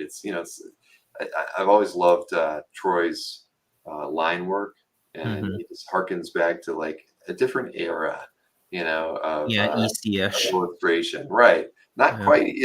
But you're right, absolutely. Yep. And the pages. So he had the whole book, which he owns at the show at his table, and he was showing it off. All the artwork in that book was fantastic. I mean, I loved it. I really loved it. And this is just great stuff. The silhouettes on this panel here at the bottom, all the hand lettering. Man, you can see it. It's just a beautiful page, Mm-hmm. I love it. So Yo Curry, congrats on this one. Let's see. Did he post any more stuff from this? Does anybody know? I'm curious if he. I don't think he would have posted the whole thing. No, so he just posted a few, and that's that. Yeah, and that's fine. But if you were at Heroes, you got to see the whole book. All right, lots of tick marks. Yeah, you saw that. Last but not least, love this. I know this is in Gabe Carino's calf gallery, commission from Mr. Von Randall, and my goodness, I mean, Von's he's been doing great work for a long while, but this piece was just it's a banger. It's one that this is next level. It really is. No pun intended. Sorry, he's a next artist. But I would feel like that even if he didn't do the tonal work in it, because the line work in here is just fantastic. The composition is so good too. I mean, the composition is like reminds me a little like something Sean Gordon Murphy would do. Sure, but I mean, I'm jealous of Mr. Carino for getting this one. I mean, look at that. Yeah. Bond's just doing some really, really wonderful stuff. And the squared off, like, the deliberately like screened out background element is such a cool touch too. Mm-hmm. Yeah, agreed. That's And beautiful. I keep forgetting about the Craven movie. Yeah, that is coming out. You and everybody else. Yeah. But yeah, this is awesome. I mean, you know, I have a Tim Sale Spidey page, and the only reason I got it was because Craven was on it. I think Craven's the best Spider-Man villain to me, and Eric Winger hates me for saying that. He I would say the despises same Craven, thing. and I think he's the coolest one. Mm-hmm. No, I'm with you there. I've always kind of felt that Craven was one of Spidey's best villains too, and that's probably another reason why I picked this piece. But yeah, Vaughn definitely, you know, went over and above on this piece. Gabe, congratulations on it. Is Vaughn at OAX? Well, you know, we actually haven't talked. We really don't know with Jiggy's team yet. I mean, we haven't. Yeah, I won't say. You know, there were some names that have been mentioned, but yeah, like Vaughn and Harvey, and I mean even Mannix. We really have not had that conversation with Jiggy yet. Okay. This is giving me thoughts. Yeah, I hope you and everybody else. You know, we'll see. But I think I know he was Marcus. I'm asking if he's coming this year. Right? Isn't is Vaughn going to San Diego? I can't remember. It seems like there's like 8 of Jiggy's artists that are going to that show. Wow, that's a big turnout. It is a very big turnout. But yeah, we'll find out. We you know, we definitely are going to be making announcements before San Diego, and Jiggy's high on our list to talk to. Marcus says he heard that he was, so okay, I believe it. I felt like Vaughn was probably going to San Diego. Anyway, let me hide this window. So Chris, as always, a pleasure to get to hang out with you. Fun show. Definitely. And look at it, we're at 3:01 on the clock here. Very, very perfect. So everybody keep your eyes out for those thing chairs. But we got, I think, a high back, some kind of a high back thing chair that we show off at OAX, right next to Dan T's caricature booth, is the thing to do. So, but we'll see. But as always, man, it's always a lot of fun getting to hang out with you, Chris. You know that you were missed with Heroes, but I know that we'll tip back a few beers at whatever show we end up being at together, which will probably be OAX. But probably. You know, in between that, we've got the Untapped app to and that's right. Well, but hey, but if you and Jason do manage to pick up whatever it is you guys are eyeballing, we should definitely you know, it could be a part of a calf update, right? We would bring Jason on with you, and we could do boxing and bailing. Let's do it. I think both of our spirits are waning. I don't think either of us thinks we're going to win the things that we're after, but there's always hope. Right? Exactly. Well, good luck. Thanks. You got it. Good night, everybody. All right. So Dan's like, am I really drawing at OAX? Why not, man? You're freaking talented, Dan. I think we need to work something out. You know, maybe at OAX, prior to OAX. There's something there, Dan. There definitely is. It would be a lot of fun. I think so. Maybe a sketch card thing or something. We'll work something out. We've got a lot of free booth. Yes, free table. We could probably work something out. But yes, Dan, it would be fun, man. It really would. Casper and I will talk about it this weekend. So yes, thank you everybody for hanging out. Thank you, Carl Choi, for the idea of like looking at calf over time and signups with people who have calf galleries would be very interesting to see. I've made a note of that. Jimmy Palmiotti to talk about that Joe Quesada piece that Daryl owns. Another interesting thought. Definitely need to get Jimmy you know, popping in here a little bit more often. That would be fun. But again, thanks for hanging out with me this evening. It was a fun show. I don't think I had as much fun as all of you. So I did have about 4 or 5 Zevias today. That might have helped out just a little bit. But yeah, we'll do it again you know, next week. But don't forget, please, Hembeck, Saturday, 2 p.m. Eastern Standard Time. There will be a mailing going out tomorrow that will have all of the artworks in it. I'll even put notes on them so everybody understands what they are. Because I think, you know, it's my 3rd show with Fred. I want to there's some stories in here with some of these pieces, you know, how he got the gigs and what they were done for. So I have a feeling we're going to talk a little bit about those even in advance of doing the auctions for him, because, you know, with a show like Fred's, you know, we could show one of those big pieces. We might only have 3 minutes to talk about it. I don't think that that's really, it doesn't do the piece justice. So we'll probably talk about some of the artwork earlier in the show before we actually do the auction. So so yeah, like number one Marvel fan, I'll see everybody Saturday. Look for the email tomorrow so you can see the preview for all the art, and have a wonderful Friday. And again, I will see you Saturday. Have a great night, everybody.